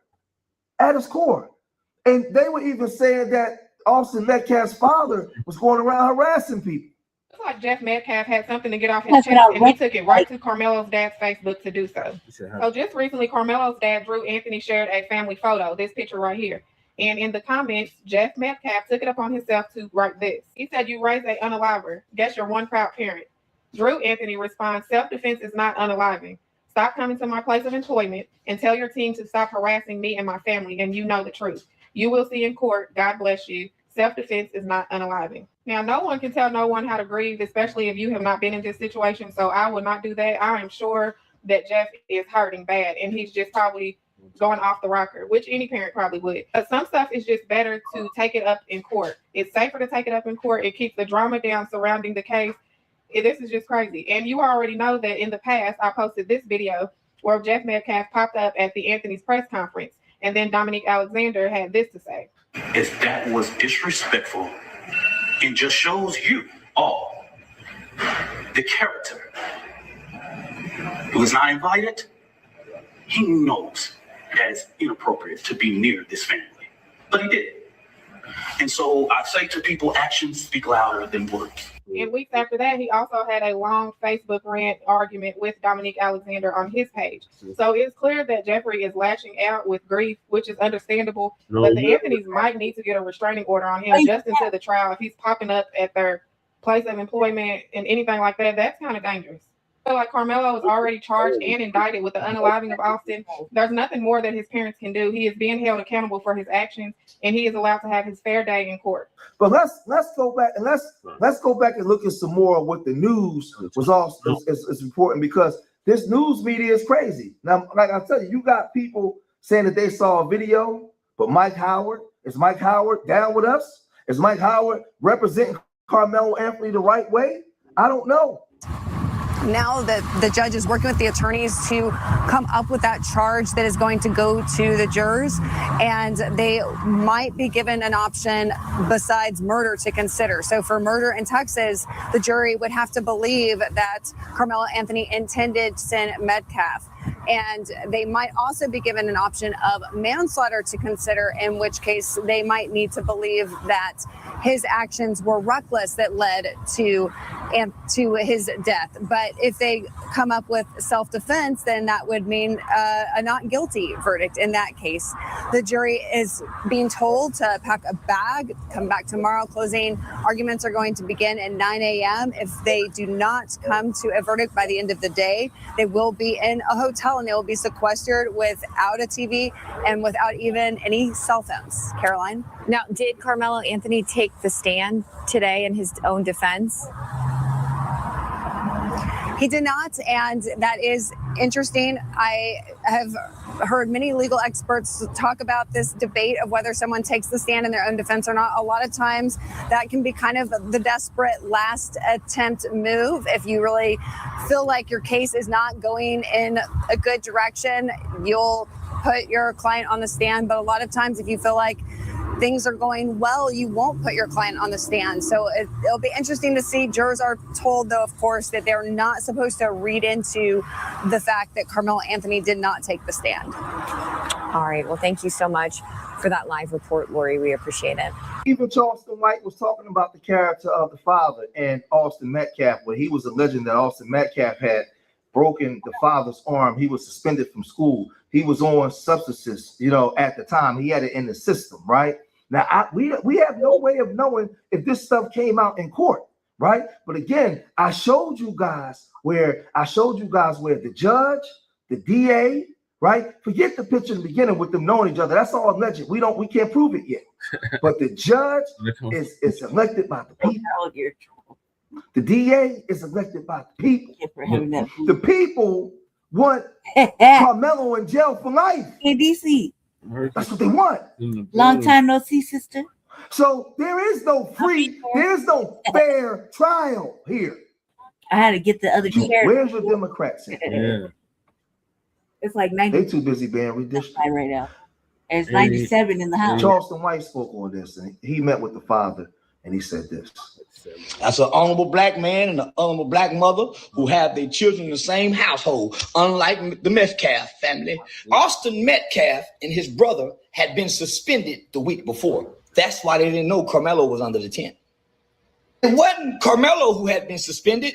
It was Hunter and the Metcalf brothers who had been suspended. Why? They left track practice, according to the coach, and went fishing. So the coach lied and said, well, I technically didn't suspend them. I just gave them. Well, they're saying that Austin was given permission to run the tent. No, he wasn't. The coach just told him, step up and be a leader. He didn't run the tent. Those are lies that's being told. So y'all follow me. So the Metcalf brothers didn't recognize who they were suspended last week. The kid who says, oh, I didn't know Karmelo, have text messages to prove that, guess what? He used to call Karmelo, hey, come pick me up, sir. Let's go play basketball together. Karmelo and this kid got multiple pictures, these 9 different pictures that were presented to the jury to prove that the state's witness lied about not knowing Karmelo. Then Karmelo's mother took a picture that blew their mind. So how can a kid with epilepsy, and by the way, he never brought a knife to school. It was a tool. Yeah. What kind of tool? A Boy Scouts tool. And it wasn't 6 inches. It wasn't 4 inches. It's a little small tool, compact tool. What kind of tool they call it, Mel? A multi tool that the Boy Scout uses. You got screwdrivers, everything on it. Wasn't a knife. It wasn't a knife. Yeah, but since you guys can't go to the trial, you can't be in the trial. You're not talking to nobody that's reliable in the trial. So let me just break this all the way down. A black man has a gun, he gets killed. I thought we get to have guns. A black man says, put your hands on me and watch what I do. That's a threat. Well, according to all the witness statements in the beginning and now, that during the whole altercation, Karmelo Anthony never stood up. He never stood up.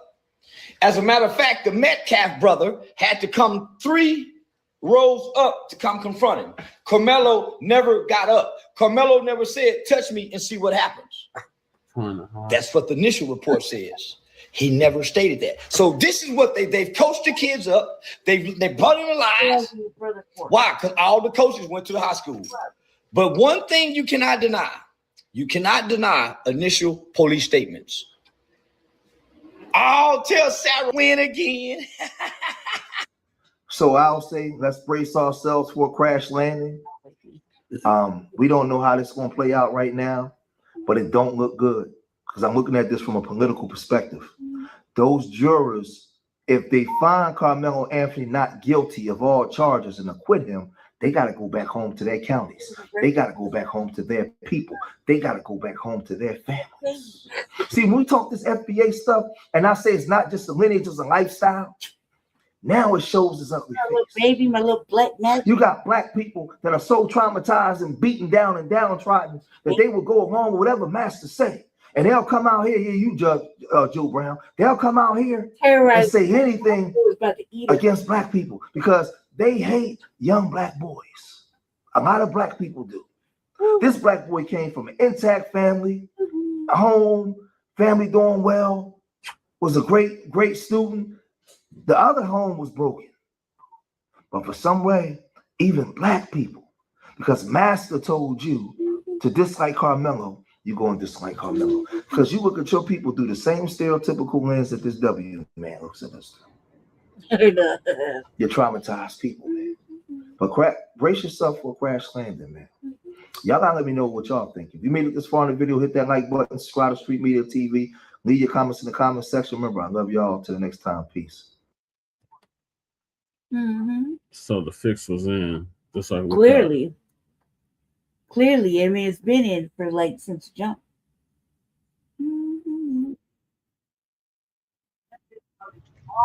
Hey, and that's why I said, man, that this defense team failed that little boy, man, because they rest their case so early. Like I said, bro, the fact that nobody on the defense team, like even if it ain't true, even if it's not true, you ain't gonna bring up the fact. Hey, look, there's been reports saying that there's family ties between the Metcalf family and the judge. Like, ain't nobody gonna say shit about that.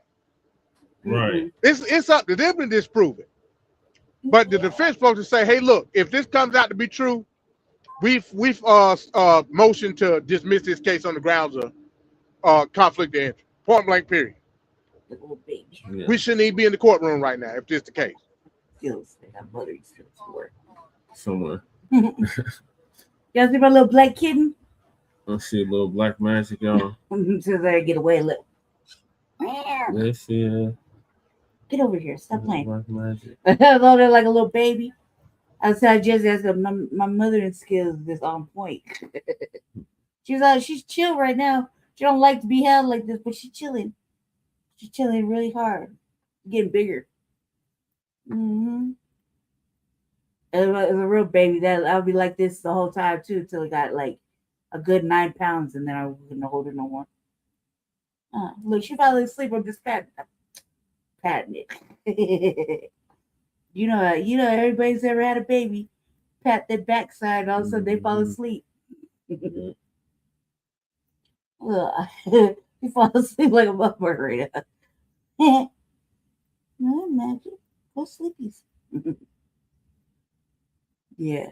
No, it was a setup. I feel like there was the lawyer didn't even try. And they could have fought to have it. They could have fought to have a juror of his peer, at least one. They could have fought a little bit harder, filed some motions. I mean, what is all this money for if you can't file motions and drag it out a little bit? I think he went over there, just gave in and gave up. Like that was part of the play. You know what I mean? Probably the white attorney saw it's a big name. It's gonna be all over the news. He's gonna make a little name for himself with this case. So he's not gonna put no effort into it and put the boy under the jail. Like that's pretty much how it feels like they handled it, which is really terrible because I feel like they didn't even try. And then they was mocking him because he's in the court and they give him ew, nasty with the eyes all dusty and shit. That they gave him they told him he was guilty and he was beside himself. He couldn't control himself. Started to get upset. He's just a young man. He's just a little boy. You know what I mean? And they were like, the mother was trying to console him, and the judge was like, Now he going back to the back. He going back to the prison. We do things different now. He's property of the court, like that, and it took him. You know what I mean? Didn't even let him have a chance to, gather himself, before he heads back to, being an adult now. Immediately. So you biting me for? You biting me for? Because I cleaned your eyeballs out. I'm sorry, y'all. I ended up timing out 2 people I did not want to, mean to. She's mugging me too. She got the ugliest little looks. Like, be mad at them. Be mad if you want to. I'm elated that you're upset. I'm so happy you're mad. Be mad if you want to. Okay, I'm letting you go. Oh, villain. Yeah, I think that was really terrible. I think that they could have gave him a couple minutes to compose himself. I know that I've been to jail a lot of times, and I've had some moments where got sentenced or whatever, and had to sit it down for a minute, and especially when I didn't do anything wrong or I felt justified or whatever I did, and I know that I needed a minute or two to compose myself before I went back and had to be tough, and they didn't give a fuck. They did not give a fuck to let you do that. Hell, Satan! Somebody said, if you don't get your Luciferian ass up out of here. Mm-hmm. They on a trolling spree. Mm-hmm. Like they don't have jobs. I thought white people had jobs. Thought they had shit to do. They take their time out to be racist. What's he doing? What you doing, Black Magic? I don't want to play with you. Let's see. Really need to report that term. I mean, surely they got an appeal process, right? They are at least owed an appeal. Right. I think that like the appeal got to be so strong though, to have it turned over, and I mean the judge was showing clear bias, right? They had their mind made up already. Yeah. I don't think it was fair. I don't think fuck fair. I don't think they even gave it a good shot. I think that first of all, that was the shortest trial ever for a high profile case. Really short trial. They should have let the young man testify for himself, at least defend himself, so we can know what exactly he was facing or how he was feeling that moment when he did it or when he had to do it. You know what I mean? And we had already heard from the twin, how, like all over social media about how he felt. You know what I mean? His brother.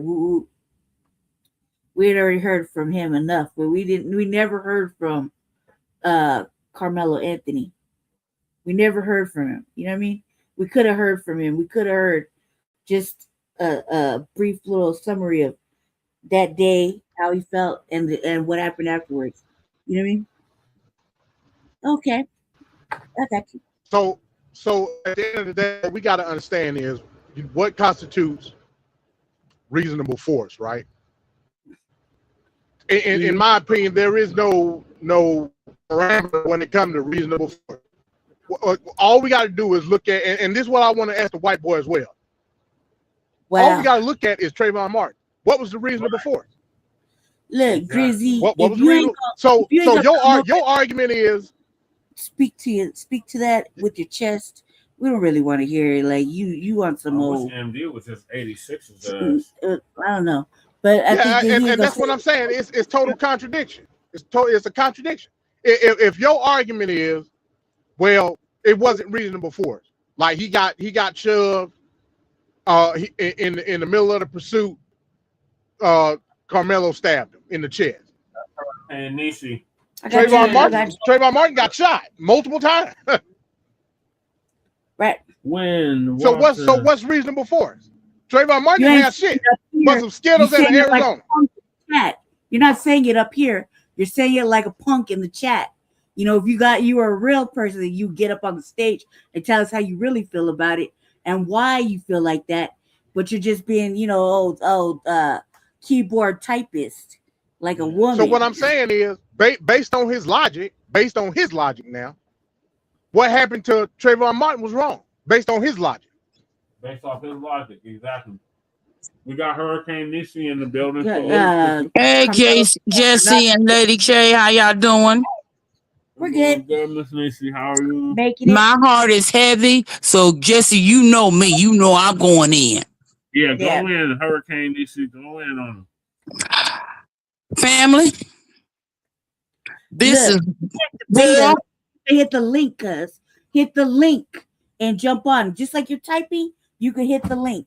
Same question. You can't call in and no, you can't debate us. You can't argue circles around us. Ain't nothing to debate. Right. There is absolutely nothing to debate. But what I want to say, and thank you, Jesse and Lady J, for allowing me to speak freely. Yeah, go ahead. Family, we know we got to do. Power tools at the ready. Don't give a fuck what WS America with the 3K say. You got the right to protect yourself. May they fuck themselves from here to doomsday. You step to me, I'm fucking you up. B1. B1. Thank you, Miss Nissi. Thank you, Miss Nissi. I don't know, all you white little trolls, I don't know. But I know none of you are hitting the link to talk to us about anything. You're just basically saying nothing that we're interested in the chat. Basically, nothing you're saying has any grounds to stand on. It's just a bunch of bull. So until you can hit the link and actually talk to somebody, we ain't really, studying what you're saying. You're just saying a whole bunch of shit. You know what I mean? And then really, if that's how you feel, let's go ahead and turn around and, apply that to you and yours. You know what I mean?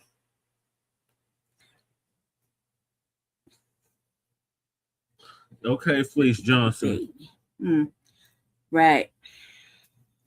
We got Fleece Johnson in the chat. Okay, so if you black, then you really a coon. And that's a real coon shit. You race trading fuck. Why don't you get up here and actually say it with your chest?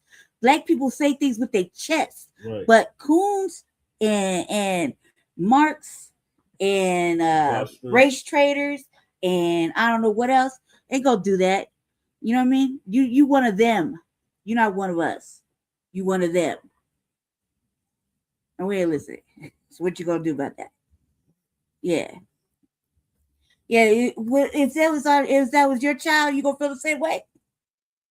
When them white folk tell you they want to put you and yours under the jail and hang you and all that extra shit, you gonna feel the same way? Or you just content with it? Like the white man's ice is colder. You know what I mean? Oh, fucking biscuit eating ass coon. Tap dancing ass There's fool. always one. There's always that one, right? You one of them.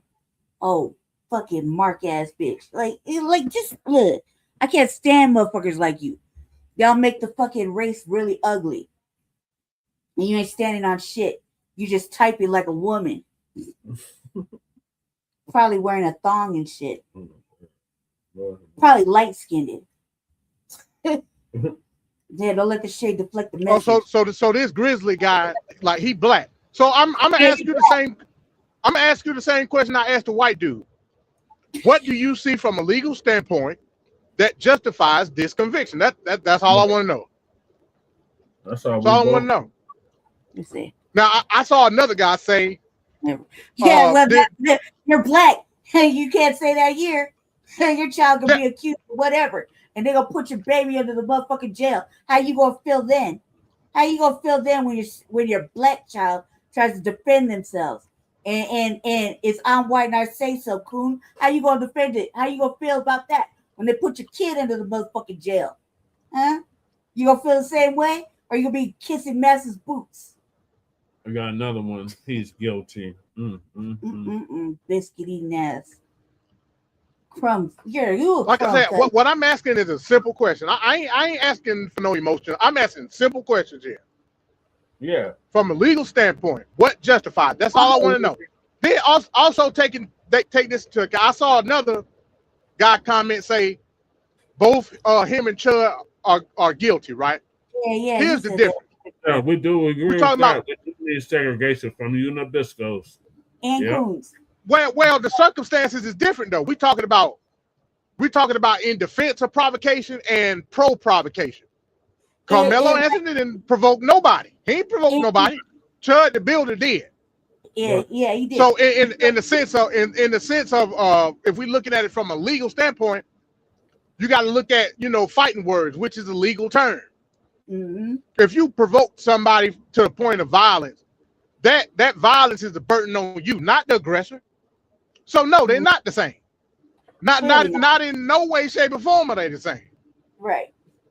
Karmelo Anthony didn't provoke nobody. Right. I just really want to know what they would do if they black child was defending themselves and it's on Why Not Say So. You gonna lick master's shoes and go along with the program? You know what I mean? Is that really what you gonna do, Grizzly? Is it you gonna eat his butter biscuit and say, go ahead and lock my child up? He was defending himself and I'm white and I say so? So undereducated. Your mama's undereducated. You probably come from low grade stock. That's why you typing like oh. They could have hit the link like an hour ago. Right. You could have hit the link. I'm asking a serious question though. Is that what you're gonna do, Grizzly, when your black child defending himself against white supremacy? You're gonna go ahead and lick master's boots and go ahead and lock him up and let him swing and all that extra shit that you were saying earlier? I really want to know. My child would never. You don't know. You better stop. That's a bunch of bullshit. You don't know what type of situation. You don't know. You don't know what type of situation that your child could be in any given moment. You just don't know. That's part of parenting, right? You can say all the shit you want to say to your kids. At the end of the day, real life situation is totally different. And we all grew up knowing that shit. Like, yeah, we got taught certain manner and morals and shit like that. There's no such thing. Right, we live in real world, man. Like when you're in the mud, bro, it's only so much you can do. Exactly. When you can throw that shit out the window. Right. You said my kids ain't ghetto. So yeah, people can miss me with that shit. It ain't about being ghetto. At the end of the day, what you gonna do if your kid was faced in that situation? You'd say my kids would never.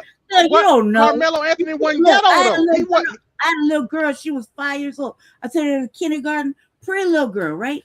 And a little boy stabbed her in the face with a number 2 pencil, right? A little boy, kindergarten. Little Mexican boy stabbed my little girl in the face, right?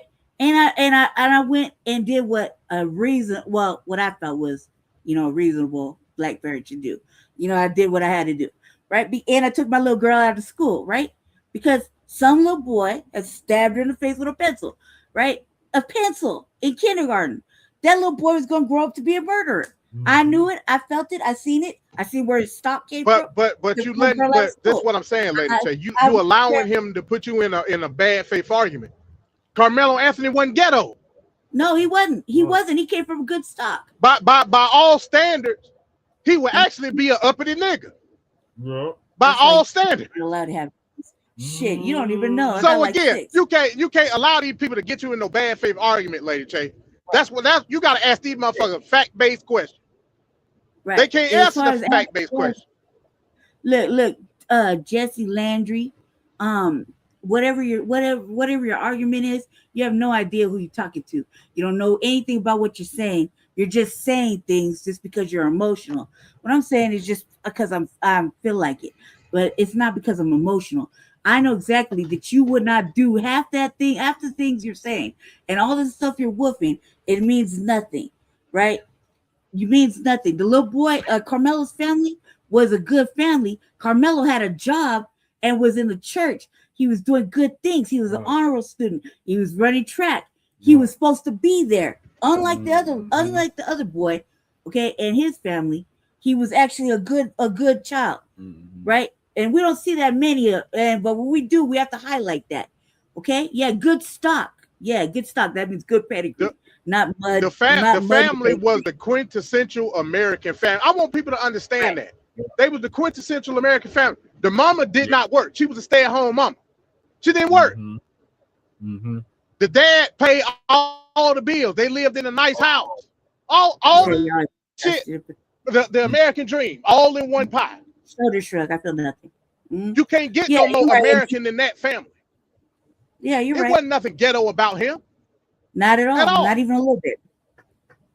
Not even a little bit. And the boy probably by all means he was a sucker. Now I'm saying in the sucker as how we would say, you know what I'm saying, like low income versus high income. I don't judge off of that, but you know some kids will. You know what I'm saying? Yeah. So he wasn't that, like at all. Now he black at the end of he a black American. I know it don't matter what income level you come from when you're a black American. You got swag either way. Right. You know what I'm saying? Right. So I'm pretty sure he had the swag. Yep. And jealousy. But white. There you go. There you go, Lady Che. You just hit the nail on the head. Jealousy is a motherfucker. It don't matter what way of life you come from. The black American, we just got the aura, bro. That's just what the fuck it is. Yeah, we got that majority spirit. Right. And that really shows the side of like what's going on in chatty. It's just the way y'all saying all this all this ugly spirited stuff. You know what I mean? But it's all right. You got to live with yourselves at the end of the day when you pass this racial and white supremacy. When you pass racial and white supremacy like this, then you know you got to live with yourself at the end of the day. You got to look at yourself in the mirror and say, I'm a racist. And that's really who I am. You know what I mean? Or I'm a race trading coon. That's who I am. Yep. And live with yourself with that. At least we know that the little boy that Karmelo Anthony had a promising future. Yeah. And it was taken away by racism, white supremacy. Simple as that. And he was in the right. He was defending himself. Right. I mean, like, by what? When are we not allowed to defend ourselves? Ever. According to them, never. Never. So it's wrong for us. Here you got these big ass white boys that's towering over you. Yep. Yeah. About to get ready to beat your ass. You know what I'm saying? Yep. And to your point, MD, he's a black man in America, which is probably one of the most endangered. Exactly, Curtis. Endangered species. You know, thank you, black Curtis men in America are exactly. endangered. They're it's dangerous, right? Yeah. They're taking our warrior class and throwing them either in jail or ending them. Yeah. You see what I'm saying? There's an endangered. You're at risk. You know what I mean? We have to protect you. We have to look out for you because that's how serious it is for black men and then black women. Black children. Definitely black children. They was coming after our black children. This is one example of them coming after a black child.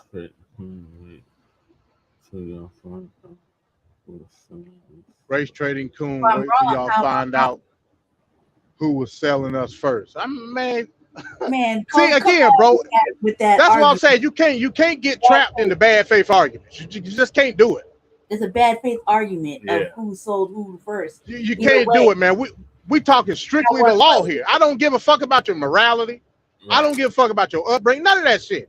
Right. Let's talk about the law. That's what I'm talking about for me. I can't speak for Jesse and Lady. I can't speak for them. For me, go ahead. Get out your feelings. Get out of your, because this is what this is. This is feelings. If you bringing up anything talking about morality, if you are a conservative who love, I'm an individualist, right? Yeah. I believe that everybody that got a soul got the right to choose their own fate. We shouldn't be tied to the collective of anybody. I'm not saying that you can't participate in the collective, but you shouldn't be tied to it. So if you feel the same way, why are you talking about morality? I don't give a shit about your morality. I don't give a shit about anything ethical that you may think. I don't care. Let's talk about the law. Right. What does the law say? I keep going back to that. Ain't nobody answered me yet. Yeah, he didn't follow the law according to the judge. You know what I mean? I mean, there are laws that stand your ground. They didn't follow the law when it came to Karmelo, right? I say so. Yeah, he does. So I called him names, Breeze. That's why I was calling him names. Yeah. You seem to get upset about that. I'm not mad about it. You find yourself trapped in a certain logic. If you justify this conviction, you then have to turn around and say what happened to Trayvon Martin was wrong, because it's the same situation. Yeah. The law already won, really. Yeah. So what laws did the judge not follow, MD? In regards to text? Well, it ain't the judge. The only law that the judge didn't follow, if true, was the fact that he got a relationship with the father. That's clearly unethical, right? I'm not gonna say anything about the judge except for that, because the judge ain't ruled on nothing yet. He ain't sentenced, so I can't speak on the judge. But all I can say is the prosecution did not make a compelling case to prove beyond a reasonable doubt that Karmelo intended to kill the white boy. That's asinine to even believe that. How they even got away with charging him with that extent of a crime is ridiculous. Right. Again, we got to look at it for what the crime is that he was charged on. The crime was murder with the intent to kill. You got to be a dumbass if you believe Karmelo Anthony intended to kill that white boy. You got to be stupid. Yeah, so I thought on the charge alone he was gonna get off, because it's dumb. But again, we see the situation that he got put in. No black jurors on the stand. 600 majority jurors, white, and I think it was a chink on the stand. Yep. On the jury bench, and I want to say a Middle Eastern type person, they said, was on the bench. Yeah. Yeah, they were like alternates or something like that, right? Nah, they was part of the jury. It wasn't all white. It was majority white. Yeah. But I know it was an Asian person on there, and it was a Middle Eastern type person on there. Well, they so you mean tell me you can get the chink and the towel head on the jury, but you can't get no black folk? Yeah, that's 600 crazy. people they interviewed, 600 jurors. They couldn't find one black person, not one, not even a half breed. Not even a mulatto, like not one high yellow one. Not like, are you serious? Like, so again, that goes back to what I said. I don't necessarily blame the prosecution or the judge. I blame the defense. The defense did a piss poor job. That's just a fact. A piss poor job. Ain't no way in hell I got all this information. Whether it be true or not. I'm the professor, and this is the. Sorry, MD. No, you good. You good. I was just saying, ain't no way in hell, even with the information that I compile, even if it's true or not, you ain't even gonna present it. That's crazy. Right. You ain't gonna call Hunter on the stand at all, and he was the motherfucker that started it. Right. And I feel like they didn't even try. Like, they didn't even try. The Karmelo's attorney didn't even try. He just went along with the program. You know what I mean? And the program is, I'm white, I say so, and little boy go to jail. You think? So I feel like he didn't even make an attempt. You know what I mean? Family and fellow soldiers, I'm the professor, and this is the moment of truth. The Austin Metcalf murder situation has shown just how far the white media and other interested parties will go when it comes to trying to make sure that black people are indoctrinated to not defend themselves under any circumstances. Now let's get something straight right off the bat. Austin Metcalf assaulted Karmelo Anthony. That's not even up for debate. It's admitted. He threatened Karmelo, charged at him, assaulted him, and then lost his life as a result of that. When you put your hands on someone, that is assault. And that's why Karmelo Anthony warned him to stay back. And when Metcalf didn't, young Karmelo didn't attack him. He stood his ground, as the law says he has the right to do, and warned the aggressor Metcalf that he would defend himself if he came any closer, as Texas law states he has a right to do. Metcalf charged at him anyway, attacked him, and Karmelo Anthony had to defend himself. So now the white media is doing what they always do, trying to put the black victim on trial. I noticed that nobody in the white media is talking about how difficult it is to prove murder in this case. Nobody's saying that Karmelo Anthony's been overcharged, or that the prosecutor really should have gone with a lower charge. In other words, they're not using any of the typical deflections, dodges, and minimizations that they do when a black person has been killed by a white person. The only time that the white media ever claims that a murder case is difficult to prove is when it's a black person who's the one who's been killed. Now, look at how the white media lies about the situation. The AP, that is Aryan propagandist, wrote, quote, Metcalf told Anthony that he needed to move. Now, when you phrase it like that, it sounds innocent, like he politely walked up to Karmelo Anthony and asked, could you please move, dude? But at trial, the testimony proved that he wasn't asking at all. He threatened that boy. A teenage witness who testified at trial had told investigators last year that Metcalf said, I'll beat your ass. That is not the same as simply telling someone they needed to move. That is a threat. But look at how the AP lied about it. And notice that the rest of the white media is not mentioning this fact either. And they're also not mentioning that Metcalf assaulted young Karmelo. He put his hands on this child after threatening him. That is assault all day. At least it would be if it was Karmelo Anthony who had threatened and assaulted Metcalf. Karmelo's entire case is that he was under threat, felt that he had no choice but to defend himself, and this is the proof that he was right. So the white media is burying that, out of sight, out of mind. There is a white media embargo on mentioning the fact that Metcalf threatened that boy and attacked him. This is not reporting the news on the part of the white media. This is fabricating a narrative, one that's meant to turn the attacker into a victim and turn the victim into the attacker. They never ever do this if it's a white child who's been harmed or a white person at all. They don't try to dirty up white victims of murder, but they're still at it today. And keep in mind, the Associated Press is a prime cog in the white media's agenda-setting apparatus. Do yourself a favor sometime. Look at how many articles are posted online on this or that website, and when you read them, you'll often see that they're attributed to the Associated Press, or AP. They just copy and paste whatever the Associated Press puts out there. Different white media outlets pay a fee to the Associated Press and Reuters for the right to reprint their propaganda, news stories, because it's considered to be a lot cheaper and easier than, actually having a reporter of your own go and do the story for you.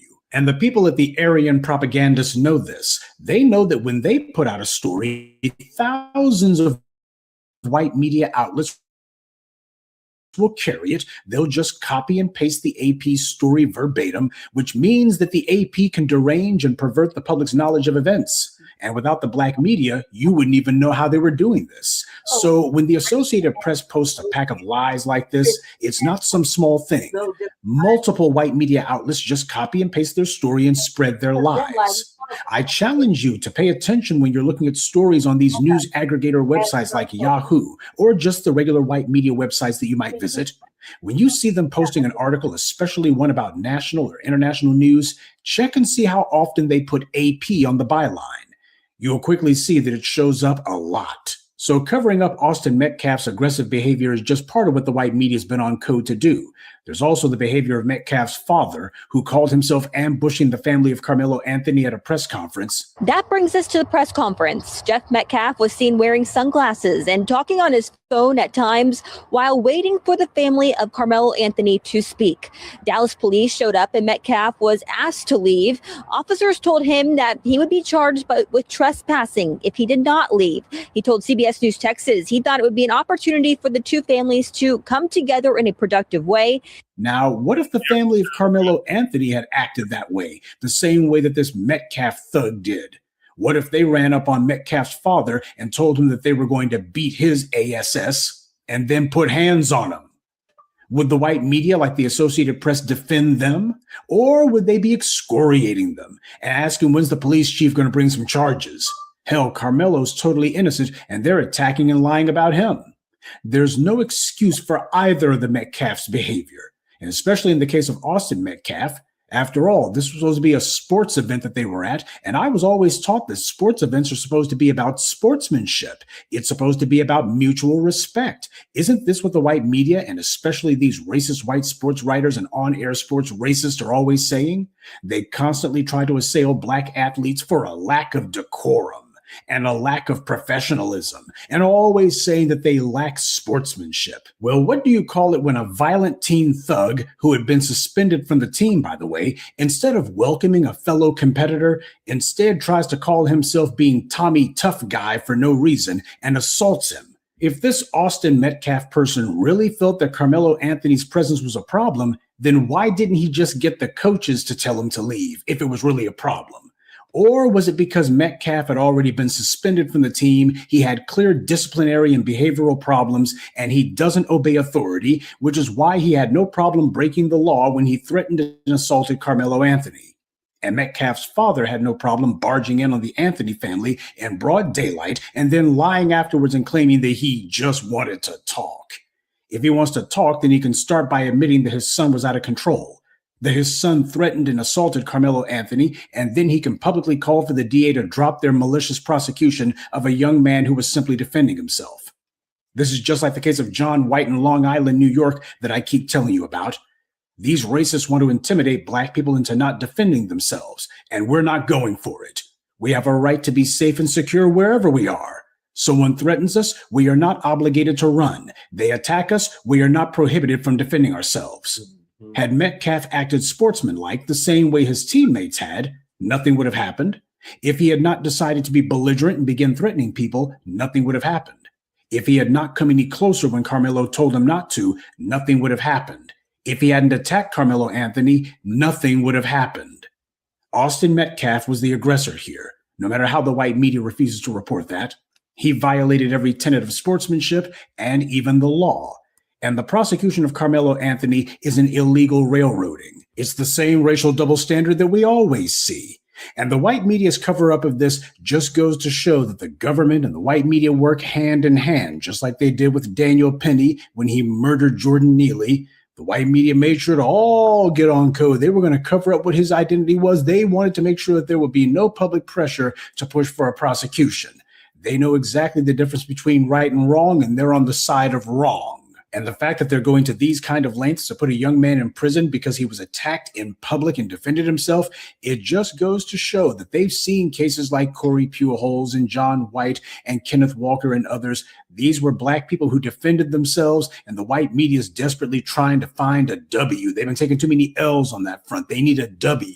Doesn't matter what truths they have to cover up. It doesn't matter what laws they have to support undermining. It doesn't matter what rights they have to trample on. That's the white media's stock and trade, illegality and immorality. Their sick agenda of trying to demonize Black people who defend themselves for the sake of intimidating Black people to sit on their hands when they're attacked, that is not going to intimidate anyone. No matter how the white media refuses to actually report on what happened, everybody knows exactly what occurred. Karmelo Anthony did not approach anyone. He did not threaten anyone. He did not attack anyone. Austin Metcalf, on the other hand, did all three. And when you look at the behavior of his father, you can see where he learned it from. Nobody says that what happened was a great thing or even a good thing. But what people are pointing out is it wasn't a crime. Very interesting that when Peter Liang murdered Akai Gurley, that's what Black people were told. Well, it's a tragedy, not a crime. And nobody in the white media dared to question that. None of them dared to counter it. And that wasn't even a case of self-defense. That was a case of a cowardly punk who was in a dark stairwell and decided that he was going to be firing off shots just because. In the case of Karmelo Anthony, you have a law-abiding young man who was doing nothing more than participating in a school activity. There was no reason whatsoever for Austin Metcalf to be getting aggressive with him, much less to attack him. The lesson from all this that ought to be front page news is that the next time somebody gets the idea that they're going to start a fight with a complete stranger for no reason whatsoever, don't. Good day and be one. I'd like to take a moment to mention some of our contributors: Michael Gilmore, Suleiman Alaji, Top Notch Entertainment, Regina Nixon, and Norma Anthony. Salute to them and thank you to everyone for listening, liking, and sharing this message. Black empowerment only exists because of you. These are punk ass trolls, MD. Man, let them nasty motherfuckers come up here and fuck Secret Service Sam here with a Carmelo Anthony Austin Metcalf trial update. I'm now, glad Karmelo earlier in one of my videos, I mentioned that Morris he only weighed 147 pounds, and this bastard is up here 6 feet 1 man weighing 215 uneven contest. So they go up there and go pick on him, man, just because he was small. Oh, he was under the wrong tent. If that was at a school, because we discussed that issue there too, Brother Paris. That was in a public park, so he had the right to go any goddamn way he wanted to go, man. You know what I'm saying? To get up out the fucking rain. Fuck Metcalf. I hope the son of a bitch rots in hell, and a bitch that boy that motherfucker should have swallowed. Yeah, I'm Shabaka Sankoy, by the way, assholes, and I approve of the goddamn message. Let's get it on. Shabaka, peace and black power. Peace and black power. Always. Go ahead. Shabaka got MD in the building. We got Breeze, what's up, Fresh. MD? How you be? All right. And like couple I of said before, other family members up in here, and then the rest is all race trading coons and fucking Sambos and fucking trolls. Okay, invite the race trading coons, Sambos, and nabiscos up here. The link is out there, Shabaka. The link is out there. Motherfuckers got exactly. Free Karmelo Anthony. That young man had the right to protect himself. He used by any means necessary. And plus, Metcalf and his brother was always picking on this young man. And Metcalf was built like a heavyweight contender, or he was. He's dog shit now. At 6 feet 2.5, 215 pounds. And this young man is only 5 feet 7, man, weighing 145 pounds, man. Metcalf was a punk. Okay, yeah. And he got exactly what the fuck he deserved and made a motherfucker rot in hell. Son of a bitch. Fuck his daddy. Fuck his no good ass, scagly ass looking drunk ass mama. She can go suck a dog's dick for all I care. How dare that white boy go up there and try to do that to him? Oh, and by the way, people, to piss you off some more, when we do Shabaka's Black Experience Enhanced this evening, we're going to be talking about the Atlanta child murder case from 79 to 81. Yeah, so this is some good sparring for right now. And then we're supposed to sit up there, be happy, you know, and not make waves and all that old type of bullshit right there. You the bow, and all that old bullshit right there. Fuck Tim Scott. Where's he at? Okay. And it's only because of the fervor that the dumpster as inhuman shit. Where is okay. Where is the yeah. Oh, now that's the next bunch I'm getting ready to crumble on. How come every motherfucking CDC member ain't out there protesting and shit? By the way, where's Jasmine Crockett? Right. They have so many. Is she a representative at the state of Texas? Yeah. Where's Jasmine Crockett? So many tears to shed when girl, what's her damn name? Renee Good got killed. Yeah. And then on top of it as well, too, you know, let's be real, people, fuck race relations. Okay? It's time for us, black man and woman, to be economically independent. Keep your power tools with you. Yeah, you see what I'm saying? You know, fuck Austin. Yeah, they need to go, yeah, you're right, Chris. They need to go dig Austin up and go throw his ass in a goddamn sewer. That's what they need to do. But Shabaka, this is the thing, though. It shouldn't even have to come down to race relations. If these white folks care so much about the law and freedom in America, this should be a travesty, not only to black people, but to everybody. So you telling me nobody ain't got the right to defend themselves in this country? That's what you telling me? Yeah. It shouldn't be about black and white. Oh, well, that's just it, though. See, this is what we're looking at right here. Okay, and who is this here? Is this Joe? No, this MD. Oh, okay, MD. Sure, you're right. Yeah. We talked before. Okay, but what it is, though, is this here, MD. Let's take the racial situation out of it just for 1 second. It would still boil down to a case of self-defense. Now, with the racial fact with it into it, MD, is that they hated that the white boy lost. Just like when Jack Johnson beat the shit out the Great White Hope on July 4th, 1910 in Reno, Nevada. Oh, and by the way, people, they do have a historical landmark set up there, man, which is just east of Virginia Street. If you go through Reno, go there and visit it.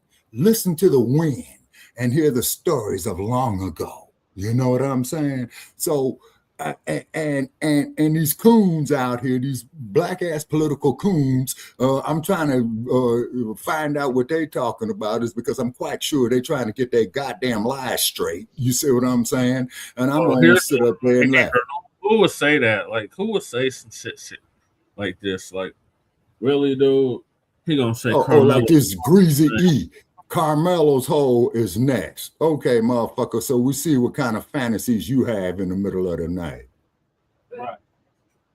Yeah. A moist ass motherfucker up here, man. You know what I'm saying? Yeah. Man, he's probably giving it up so much as well, too. Sick ass shit. Yeah, he probably is. You know? Yeah. And then Greasy E, bring your ass up here. As Chase says all the time, request the link, Trick, and bring your ass up here and talk that bullshit. That's why my wall is up right now. I'm mad in the motherfucker. Yeah, I feel you, Shabaka. He's not going to do that, though. We've been on Of course for like not, because he's a fucking coward, like Metcalf was a coward. He said, we coons, but you have a yes or master accent. What the fuck that's supposed to be? Yeah, well, I know goddamn well he ain't talking to me. Shit. But what's a yes or master accent? A southern accent? No, that is like you the boss, you know, that type of shit, you know. I'm just Uncle Tom right here, Uncle Sambo. See, that's what he's talking about. You see what I mean? I mean, but most people can't like do nothing about the accent. That's kind of weird, but yeah, I agree with you, MD. I agree with you. But what it is, though, is that, see, these white supremacists, man, are in honky heaven. Okay? You see what I'm saying? But as we always have said, Brother Che, and you too, I'm sure, MD, all of us had, when we was young men, you know, our uncles, our daddies, older cousins and brothers would sit down there and have the talk with us. You see what I'm saying? Like when you get stopped by these race soldiers, you see what I'm saying? When you come across this Metcalf coward. Yeah, you see what I'm saying? You know, but see, this is why black man and woman, that they fear our unity. This is why they want to promote bed wenching and buck wenching. We're all the same. No, we ain't. Come bring your motherfucking ass out here and sit with me in this 96-degree ass heat today. You see what I'm saying? No, I don't eat chitlins. Greasy E. No, I don't eat that shit. And I don't eat hog guts, Greasy E. You know, come up with something better. I mean, but even still, chitlins is a black American delicacy. Like, it is what it is. You know what I'm saying? Okay, now, but as Brother Che and I had discussed that there was the only thing that they had that they let the slave eat. You see what I'm saying? I don't allow the smell of chitlins in my house. If you invite me over to your house, well, hey, Shabaka, you're more than welcome. Hey, great, fine, thank you. But as soon as you say chitlins, I'm going to bid you a good afternoon very, very respectfully, because, see, one man's meat is another man's portion.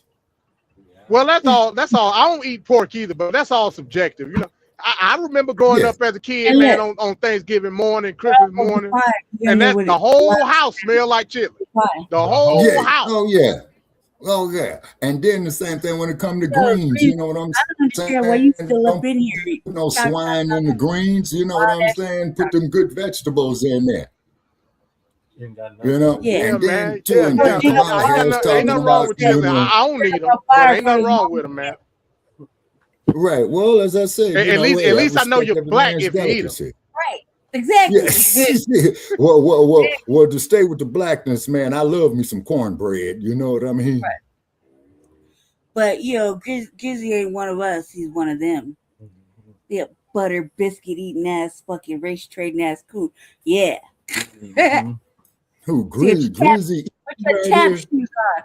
Get your tap shoes on. My child would never. Man, you just don't know. You just cursed your kid, cuz. You know what I mean? As above, so below. Yeah. Oh, I love me some watermelon, Clubber Lang 225. Now, believe it or not, people, watermelon is very, very healthy for you. Now, old Greasy, you up here, man. Okay, Greasy, man, you up here with your cigarette. Black in America. Yeah. Black. Your kid black. Your kid might not, you know, but you cursing him like that because you think he's there. Yeah, right. You know, white ass ice. But I want to know is why so much disdain for the young brother? Like, I don't get that. Like, you know. No, what it is is this here. Okay. Black. Okay, like, no, that's what it is. But what it is, though. How you have so much animosity for a young brother? Weren't you a young brother at one point? Right. weren't you a young brother, like 18, 19 years old? Or you forget that you was a young man at one point, or that your kid might be a young adult at one point. You know what I mean? You're a black man in America. Right. You know, at some point, not every day is given. Like you forget that you're black. Right. I mean, you in the chat, you really clearly forgot you was black. But do you forget on a day-to-day basis that you're a black man in America? And then I'm telling you what it is, Lady Che. It's really not, especially for these black conservatives. It ain't necessarily about being black. Have you ever heard somebody being so red or so blue, they go away from their blackness? It's like you pro blue, you pro red, but you're not pro black. You know what I'm saying? Exactly. It comes down to that. It comes down to political affiliation at the end of the day.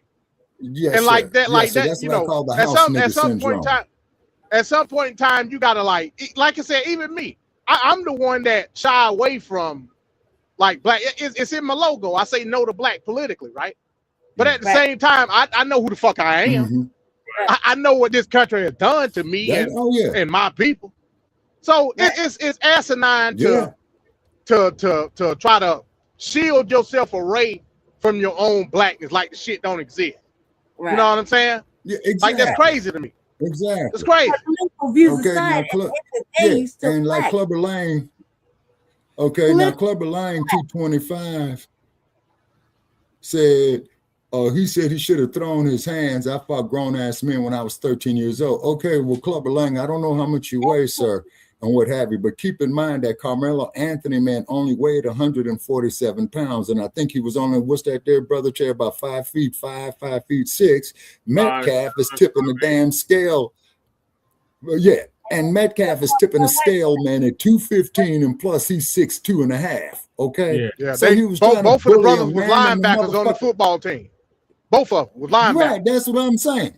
Okay, and that motherfucker's lying on his back in that damn hole for eternity. I hope the goddamn the worms pissing shit on him. You see what I'm saying? Yeah, he's linebacking all right, straight, stretched the fuck out. You know, and I was just speaking, man, you know, with a loved one today. You see, and we was talking about this situation right here. You see what I'm saying? Hey, black man and woman, go teach your children how to shoot, how to use some power tools, protect yourself by any means necessary, because you got the right to live too. You see what I'm saying? Although they don't like us having that right. You see what I mean? Okay. And people wonder why I missed the days of Muhammad Ali. We used to love to watch Ali beat up white hopes and Uncle Toms. You know what I'm saying?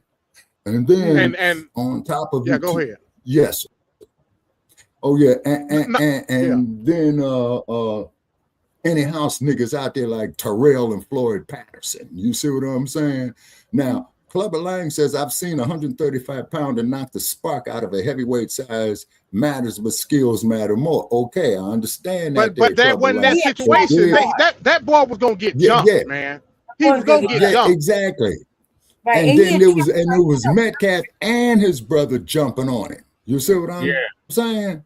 You see what I mean? So he was outnumbered 2-1 already. And just for the simple fact, man, because everybody's participating in some type of athletic sports. If it's fucking raining out there and there's a damn tent, man, you might be the opposing team, man, but I ain't going to sit out there and get wet. You see? And that also lets you know the mentality. That lets you know the mentality of Karmelo.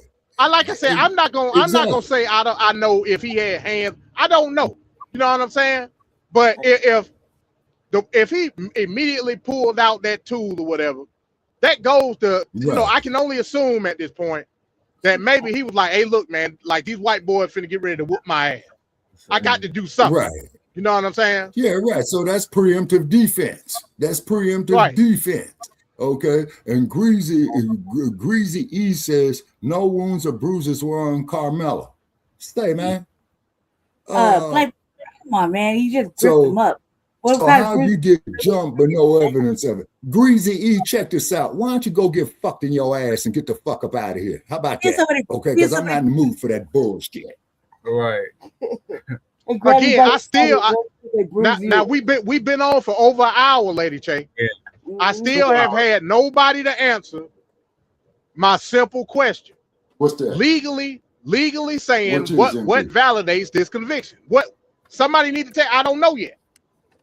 Ain't nobody answered it yet. Okay, now and see the conviction is invalid. The conviction is hatred of all white jury. Just with it being an all white jury went to go to show that he did not get tried by a jury of his peers, because his peers would be people of the same racial background, economical status, political status. You see what I'm saying? So what this was here, this was a revenge conviction. You see what I'm saying? Because Metcalf, the big all-American white boy, got kicked off the goddamn planet by a younger, lighter brother. You see what I'm saying? And then, like Clubber Lang says, legal, he had no money. That's why he lost. But that's a lie. So he had a public prison delivered. No, we yeah, wait a minute. Didn't they have a GoFundMe for him, man? For his they had a GoFundMe, and they got a legal team, so that's a lie. Yep. The Black community set it up. Okay. So Clubber Lang, you just been proved a liar. 225. You know, hate to say that's a lie. You know, he had the money. Okay. Yep. Okay. Now why? Okay. Now why did the defense attorney for Karmelo allow all those white people to be seated, man? Because he had the option of kicking them off the fucking jury. He was in on the play, man.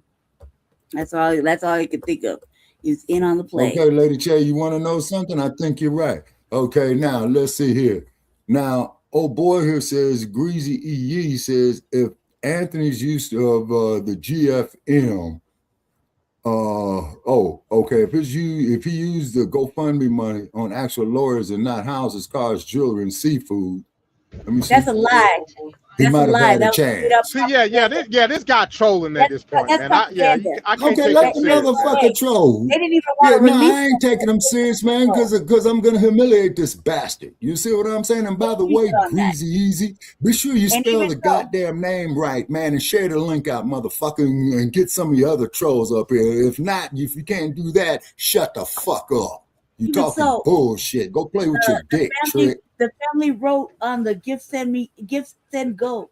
They wrote exactly what they were going to use the money for, and the new Blacc Media and the Black community put into that gift send go for the boy to have a proper defense. Yeah. Now they're picking this attorney. I don't know. Couldn't say. You know what I mean? Couldn't say why they picked that particular attorney. However, that particular attorney did not do it, the boy any kind of justice or defense. Right. Because he wouldn't, you know what I mean, at all whatsoever. And the trial was very quick. The fact that there was not one black juror out of 600 jurors is ridiculous.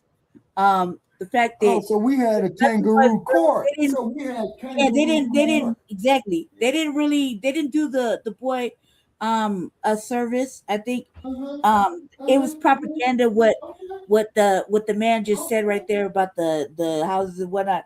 I mean, if you're black and you're going through a major case with a white boy being dead, you know, you're gonna want to have to move around a little bit, because in case you forgot, they do set houses on fire. The Klan still exists.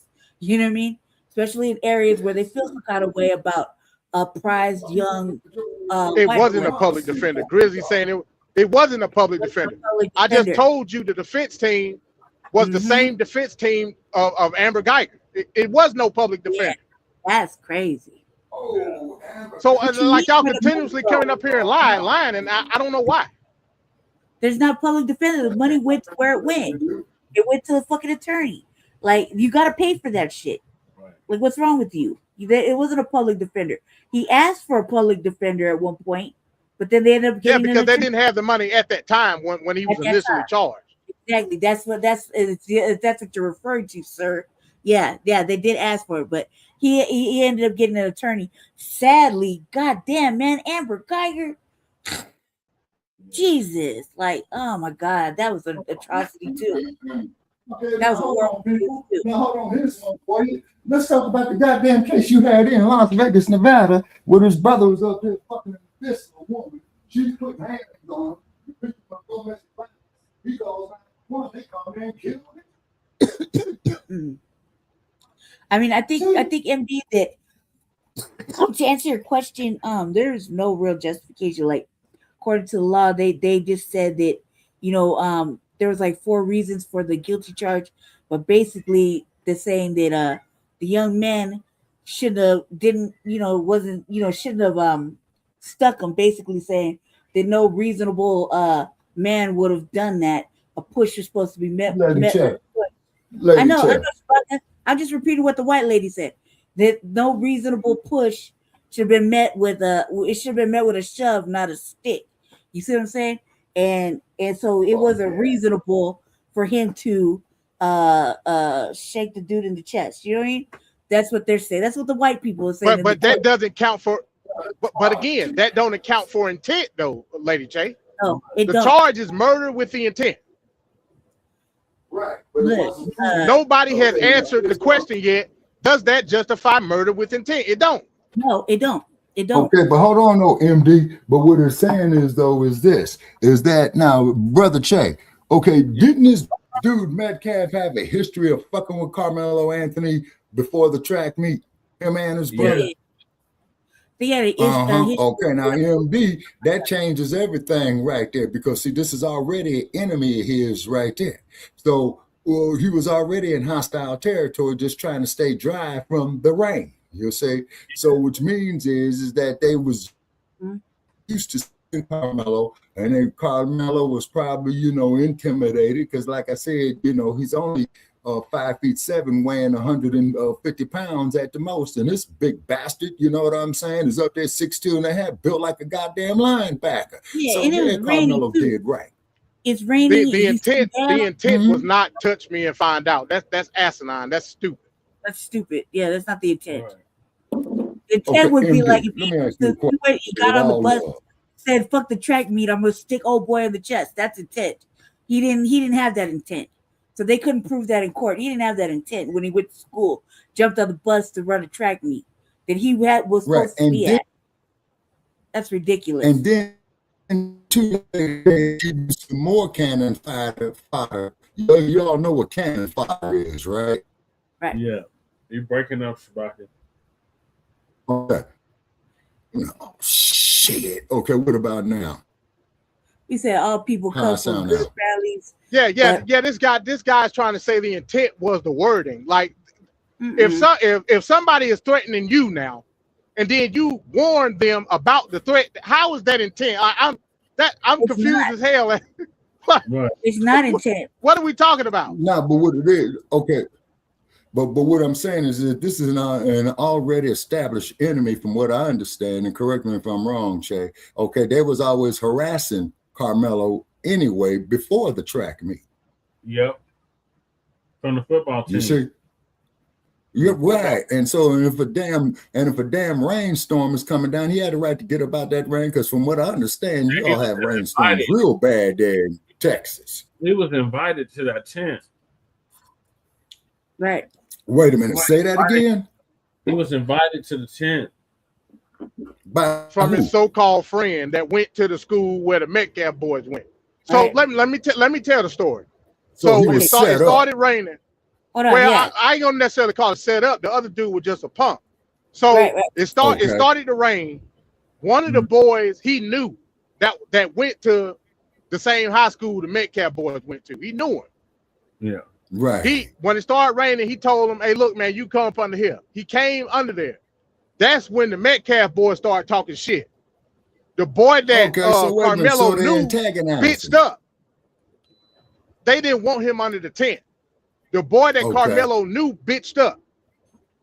He bitched up and acted like he didn't know who Karmelo was. That was a lie. They proved that in court. You say they're gonna be able to do more ice patrols. Man, they got pictures. Turn to hell. Okay. They got pictures of him and Karmelo, like in pictures. Like he knew who he was. He tried to say he didn't. He lied because he a bitch. Okay. Yeah. Meaning that he was also scared of them boys. He was scared of the white boys too. Okay, so which means is that he had reasonable fear. There's a difference between having reasonable fear and being scared. Okay, now Greasy E says the moral of this whole thing: be a man, use your hands unless met with a weapon. Okay, now Greasy E, you may disagree. Okay. Greasy E, listen to me when I tell you this: any conflict always has the option of going to the next level of force. That is in the art of war. Right. It sure is. Yeah, it's not like any New Zealand. conflict, I'm going to repeat that, people. Any conflict, okay, always has the option of going to the next your baby level gonna be a of weak force. point like that. Just like your baby, like you know, you talking all that shit. You don't know what's gonna happen with your child. He could be a weak punk and get it too, just like that. Just like, and like I said, that could be the case. I'm not even gonna disagree with you, Grizzly, on that point. What I'm saying is, in the South, those type of ethical lessons don't go at all. Exactly. If you met with reasonable force, that's what the law states. Right. If you met with reasonable, now what the fuck is reasonable force? That's in the eyes of the beholder at the end of the day. Okay, I tell you what's reasonable force. I'm a disabled motherfucker. And if a motherfucker gonna walk over to me with his hands, man, I'm gonna take these goddamn power tools I got, man, and leave them in them, and we'll call the police. Come pick up the goddamn sanitation problem. Hey, I gotta admit, Shabaka, same for me. Now again, if it's a one-on-one situation, I'm gonna try to see about you with the hand. No doubt about it. That's just because that's how I would talk. Right, exactly. But hold on. If I see the odds are stacked against me, my cousin Glock coming out. It's coming out. Oh, yes, sir. Now, on a one-on-one situation, man. Okay, I'm sorry, Lady J. Go ahead. It's a big motherfucking corn-fed motherfucking white boy, and there's two of them matching. You know what I mean? And it came with that energy. What is, you know, any reasonable individual would have that motherfucking a little bit of fear and a little bit of like, I'm all by myself. What you expect? Okay, but keep in mind, Lady J, there's a very, very thin line between fear and self-defense. No, between fear and anger, there's a very, very thin line of that. Once again, that is in the art of war. Make your enemy think you're weak when you're strong, and make your enemy think you're strong when you're weak. That's in the art of war. Karmelo didn't do that with malintent. That was purely out of fear. You see what I'm saying? He didn't do it out of malintent. You know, because he was crying, he was upset when he you know what I mean? Like, he was upset when he did it. So it wasn't like he did it out of anger. He did it because he was trying to protect himself. And it took a minute to gather himself. You know what I mean? Just think about it, like, I guess not, if you haven't done anything dangerous like that, then you wouldn't know what goes on in a person's mind after they do something crazy like that, before they get told about the police. You know what I mean? A lot of things go through a person's mind when they almost take a life or take a life. There's a I hear you, Clever Line. You did right. Y'all sent two of the motherfuckers to the upper room acting tough. Yeah, that's right. I'm sorry, Lady Ch. I'm just responding to Clever Line. Shutting up. I'm going on mute. So I could tell you that right before, you know, something serious all the way happens, or right, you know, like right at the cusp, there's a lot of things that go through a person's mind when they do that, and it's usually in a way of, it's gonna be me or you. It's gonna be me or you. At the end of the day, survival mode kicks in, you know, and at that time, after whatever type of self-defense mechanism kicks in for a person's survival mode, you can never really gauge, but you just know that it came out of an act of fear to protect themselves. Right. That's survival mode. Right. We don't know his situation. I mean, it's some black folks ain't never been in no physical altercation. Right. It's some people ain't never been in no altercation a day in their life. You don't know how they're going to react. They don't know. And it's a thin line between fear. It's a thin line between fear and anger. Okay, now D. Shy says, if I may say that, D. Shy 1986. Okay, he states are you all advocating for kids to start hitting other kids with weapons if they get pushed? That's very dangerous. Okay, Now Shy. Okay, no, I'm not advocating that. The main thing that what I'm advocating is this here. You don't go around fucking with people, period. Because any conflict has the option of going to the next level of force. Why do you think that motherfucker David Carradine, when he used to play Kane on the TV series Kung Fu, what was the first thing he said before he starts fucking people up? I am Kane. I do not wish to harm you. And they pushed Kane, and Kane put the work in on him, man. And they're wondering what the fuck happened. Listen, I was brought up to think of this. You keep your hands and feet in your mouth to yourself, right? And you don't be touching on people. You don't be kicking people. You don't be fucking them up. Keep your hands and feet in your mouth to yourself, right? That means no biting or spitting, right? However, you're not supposed to don't let nobody hit you or put their hands on you and you hit them back. They hit you, you hit them back. That's what we was taught in our household. You know what I mean? We're not supposed to be stomping on a motherfucker, biting on a motherfucker, spitting in their face. Spitting on a motherfucker is wrong. Stomping on a motherfucker, you keep your hands and feet to yourself, right? But you're not supposed to let nobody put their hands on you either. These are things that are in Black households are taught from jump. You're not supposed to let nobody put their hands on you. You're not supposed to let nobody hit you. You hit them back. That's just to protect yourself from small. You see what I'm saying? And we live with that growing up. To not let nobody put their hands on us, treat us like we punk. We're supposed to keep our hands and feet to ourselves. That's why you don't see Black people wilding out, spitting on motherfuckers and stomping them out like that. We usually are pretty fucking composed. You know what I mean? We keep our shit to ourselves. We don't outright grab a motherfucker. We don't put our hands and feet on them unless it's called for. At the end of the day, Lady Che, we don't know if that's what he was taught. We just don't know. You know what I'm saying? Like I said, it could be a situation where he ain't never gotten no type of altercation ever in his life. We don't know. Exactly. You know what I'm saying? Imagine he didn't. You know what I mean? He was working a job, taking care of his family, a job, and going to school, and working. Right? Yeah, that's what I'm saying, Lady Che. So they look at him, figuring, "Oh, this nigga ain't nothing but this and that. I'm big, bad, mighty, whitey. Yeah, your stinking ass is pushing up daisies now, ain't you? You funky motherfucker." Any Black proud to have a son like that. Right. You know what I mean? And they just took that. They a promising young man off the market, you know, for him having a future for whatever they feel like giving him right now currently. You know what I mean? Because it's on white and I say so. That's how that went down. On white and I say so. Now here's what happened to me, y'all. Okay, I was in a situation one time with a motherfucker. This fool here, man, he stands up there with his fist balled up. I beat the motherfucker to the punch.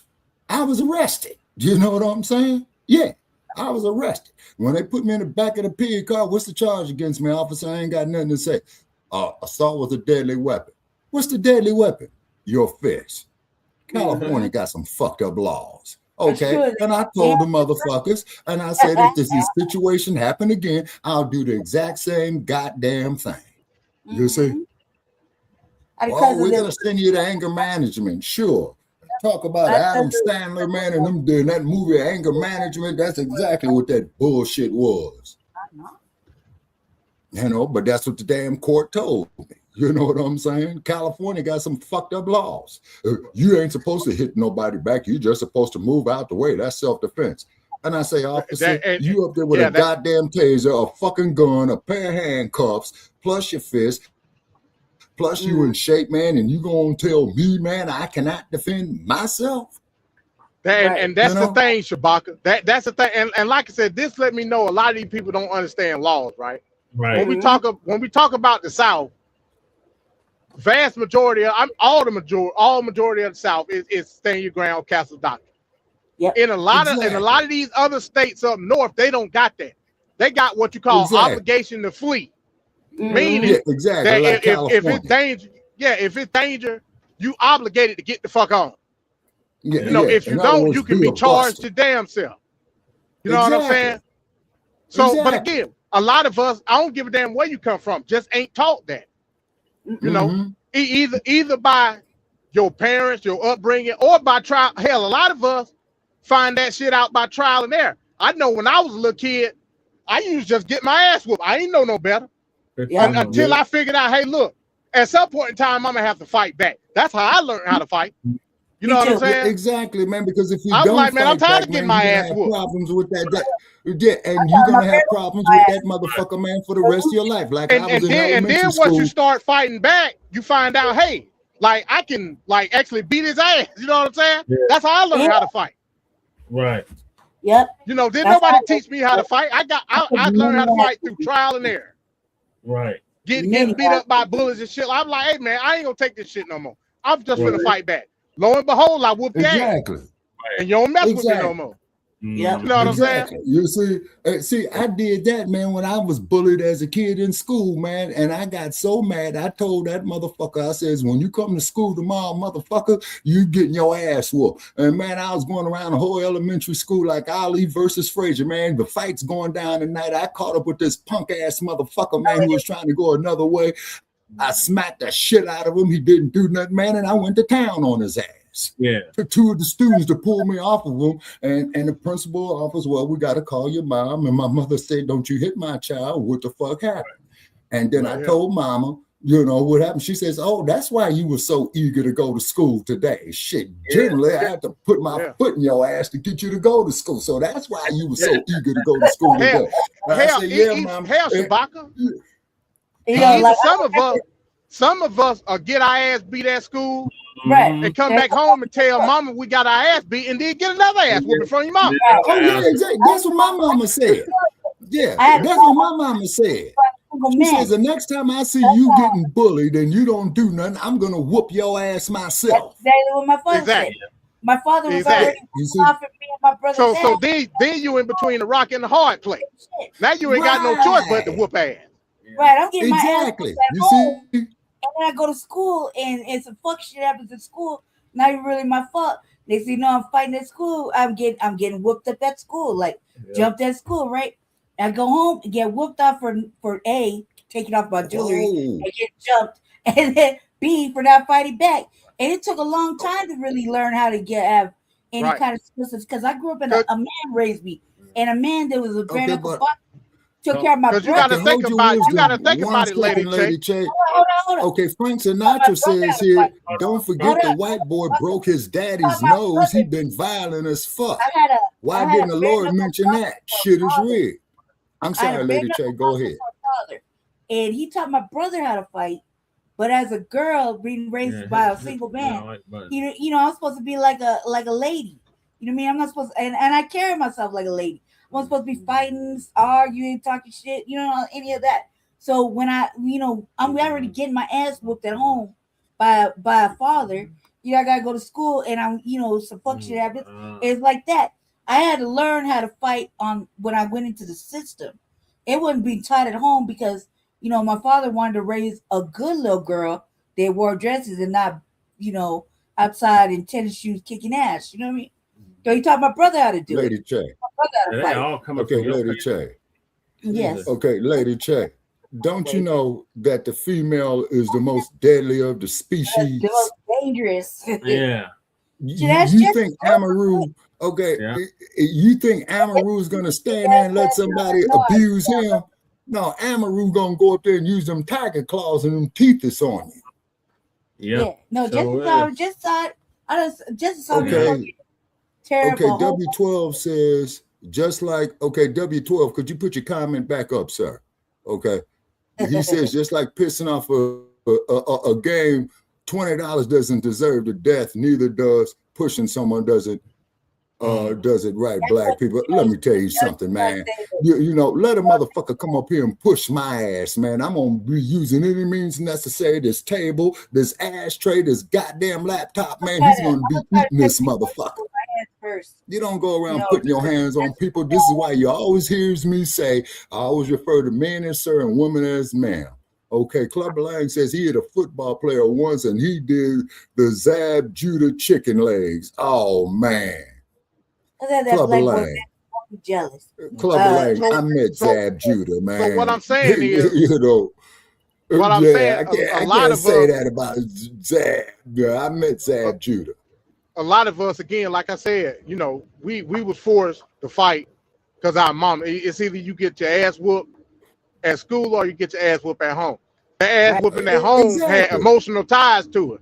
Yeah. So you didn't exactly. even if it hurt worse to get your ass whooped at school, you ain't want that mama ass whooped because of the emotional tie to it. So you ain't had no choice. Yeah, hey, I got to go to school and handle business. And hell, you never know, man. You might come out on top. You never know. You know what I'm saying? Exactly. And then, like sister here says, if I'm saying your name right, Miss Shamika Smith, 9914, this should be a lesson to bullies. Not everybody gonna take it. You damn right about that, sister. Right. That's right, sister. And it's a new day and age. We're not supposed to take it. Okay. And Club Lang says, hit the like button, by the way. Because we got to get ready for our next show, Shabaka. Yeah. So we're yes, sir. Most definitely. And ladies and gentlemen. Go ahead, MD. I'm gonna say, hey, appreciate the show, man. Like I said, I was able to vent and say some shit. Still to this point, didn't nobody answer the question. Wasn't nobody able to have no reasonable conversation. No. Okay. And, they just troll. Hold on. Okay, hold on, MD. What was the question again, sir? The question was, and it wasn't referring to you, Shabaka. I asked the question to the people that was justifying this conviction. From a legal standpoint, what are you using to justify? Nobody been able to answer it yet. Not a fucking thing. Yeah, exactly. It was a kangaroo court. The damn case needs to go into the goddamn U.S. Supreme Court tomorrow. They need to pick it up. And can they do that, Brother Che? You have more legal knowledge than me. Yeah, I believe so. I believe they don't. They got an appeal. To file an appeal. Because, like I said, if you justifying this case, you would then have to turn around and say that it was unjust what happened to Trayvon Martin. Yeah. You would have to say it's unjust what happened with the crack in Wisconsin. What's his name? Rittenhouse. Rittenhouse was just Rittenhouse just got pushed down to the ground. He had a whole fucking AR-15. Yeah. You also have to say that was unjust. And the thousands of other people that been shot in similar circumstances. And you then got to also say too, MD, why this shit in the house says that he's crossing one state line from another with high-powered weapons, talking about he's going to protect property. Man, get the fuck out of here. Front of the police, but I'm talking about Rittenhouse, not you, MD. I'm saying Rittenhouse to get the fuck up out of here with that. But correct me if I'm wrong, though, Shabaka. I saw the video. Yes. All they did to Rittenhouse was just push him to the ground, and he started blasting. Yeah. So with your logic, you will also have to say that the non-guilty for Rittenhouse was unjust based on your logic now. Yeah. Based on your logic. Yep. Yeah. And look at Dylan Roof. Look what the fuck he did. He go into a church and kills innocent people. Man, that could have been my grandma. That could have been your grandma. You got to get to the what? I'm talking about similar circumstances. What I'm talking about. Yeah. You know, in the act of self-defense. Right. So a lot of people just be bullshitting. They got political biases that don't make sense. Right. They don't really give a fuck about law and order when it comes to this. They don't give a shit about that. All they care about is their political bias. That's it. That's it. But I'm gonna get to the footage, Shabaka. I gotta get to the footage. But peace. I'm gonna see y'all on the next show, man. Okay. Next show, man, is going to be coming up for Shabaka's Black Experience Enhanced, ladies and gentlemen, and we're going to be talking about the Atlanta child murders. You still got the same email, right? Yeah, no doubt. Okay, I'm gonna send you the link. Join us on the Atlanta child murders that's coming up on Shabaka's Black Experience in the future. I definitely want to do that, man. Just a quick thing, and I'll leave. My mom and my aunt, they were teenagers at the time. They had already left they had already left the neighborhood. My mom, she grew up on a street called Neal Street in Southwest Atlanta, right? Like literally a couple of miles away from the epicenter of all that shit. They had to move to Decatur by that point. That they tell me stories about that shit, man. How everybody was just on edge at that time, you know. Right. And I recall seeing on the news clips, man, where the peoples were escorting their children to school with their gats on their hip, and they said, "Fuck the police! I'm protecting my child." Right, no doubt. But y'all, I'll see y'all on next one. Okay. Yes, sir. And All just right.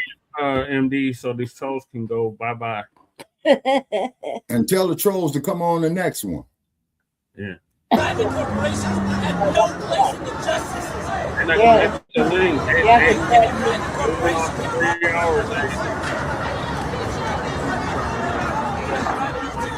Uh-oh, are we getting ready to have 1992 again?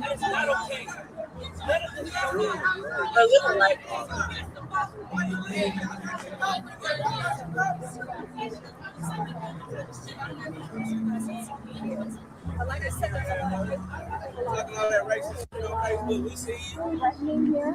All of you know the truth. And all of you will be judged. If you're a Christian, racist, you know that all of you will be judged. Racist. All of you that are here to divide and spread lies. I've been seeing your coverage on Facebook. Yes, you. I didn't know you had to be a good nigga working for you too, though. Yeah, Okay, W12. It was in the. You didn't cost me a Sambo on your payroll.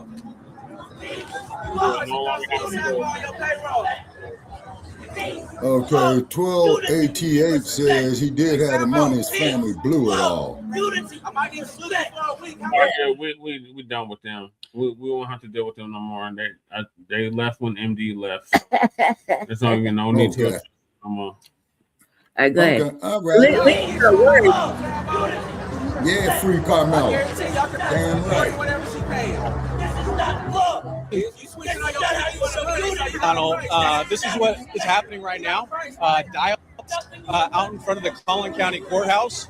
I will tell you, for the most part, it has been fairly calm, since last week with jury selection. Obviously now, jury deliberating, things have gotten a little more tense. Shay, how long did the jury deliberate? Not very long, like a couple hours. And you just see two sides. Obviously, some people supporting Austin Metcalf, the other supporting Karmelo Anthony. Obviously, as you wait, this is what's playing out in the courthouse. And the public information officer here at the Collin County Courthouse, and he was telling me today they by far and away have more law enforcement than they've had in weeks past. So last week was when jury selection was. They had an increased law enforcement. It's even more so today. They also added here something else. Look up there. You got security cameras. All right, so those aren't normally there. They added security cameras, all in anticipation because of this right here. We know that this has been racially charged. That's what we've been reporting, and it is playing out right here in front of us. When you talk about the different sides, I've been here since jury selection, right? On one side, you had people who were supporting the Austin Metcalf family.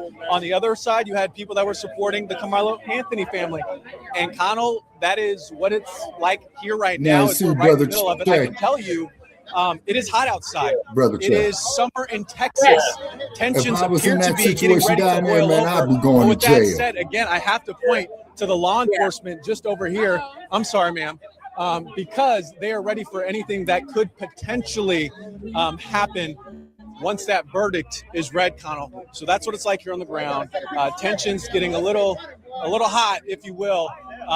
Everybody is kind of waiting for that verdict to be read, Connell.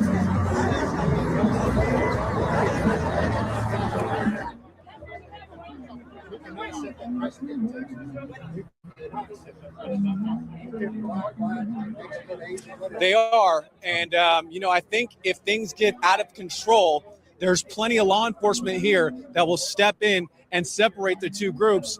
Now, I will say, last week, actually, it was during opening statements, opening arguments, if you will, did get a bit contentious. Law enforcement did step in, and they got in between the two, but not to the point where it got out of hand. I should also mention, this is by far and away the most people that have been out here since jury selection, by far. So when I talked to the PIO, he said today there's going to be more law enforcement, and that's why you see it here. Even if you look up towards the top of the stairs where the courthouse is, you see law enforcement. So I'll tell you this. Yes, it is tense. It has been an emotional trial so far. And you can tell when you just look at these folks speak, you can just see it on their faces. Obviously, whatever happens in this trial, it does mean it means a lot to them. Either way, that's why they're here. And behind the camera, I see, families here with their children. So obviously this is very important to them, and we're here right in the middle of it, Connell. all choked up and shit.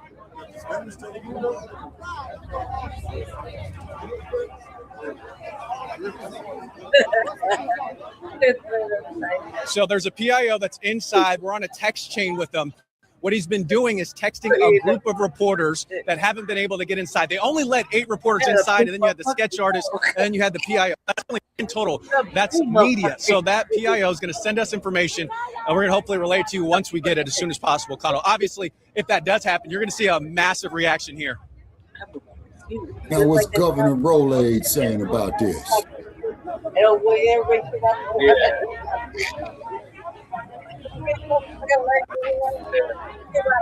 That's exactly right. Yeah, we were back here. I was where Rich was over there, and then we saw the big crowd, and then we came here just to get ready, get in place, along with everybody else. Connell, you know, people are yelling. It is hot outside. We'll see what happens, but there's enough law enforcement here, and they're ready for things to go sideways. I know that's for sure. Yeah. He rocking that. He rocking that like years.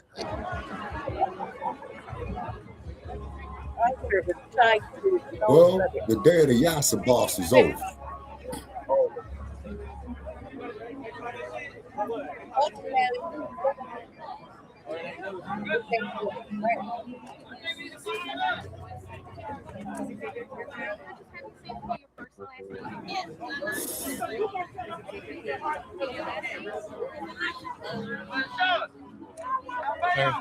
If you want, stand in the shade.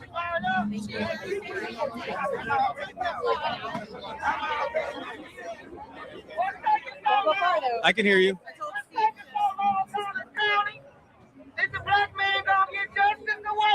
Yeah, I'm ready whenever. I got it.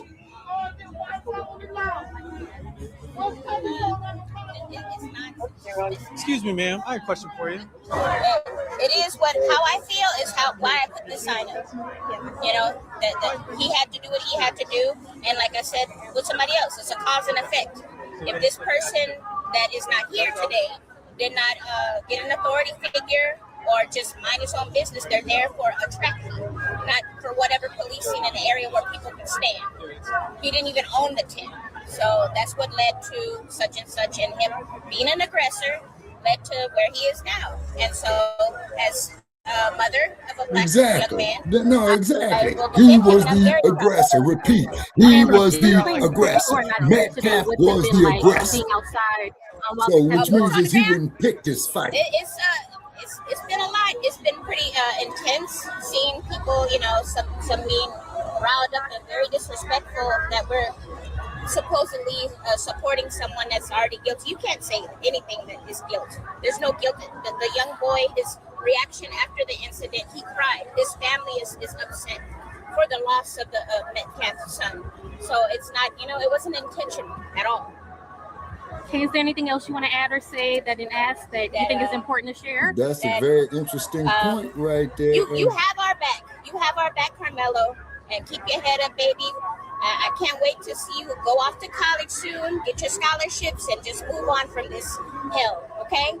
It's going to be all right. Okay, thank you so much for your time. And thank you for holding it for me.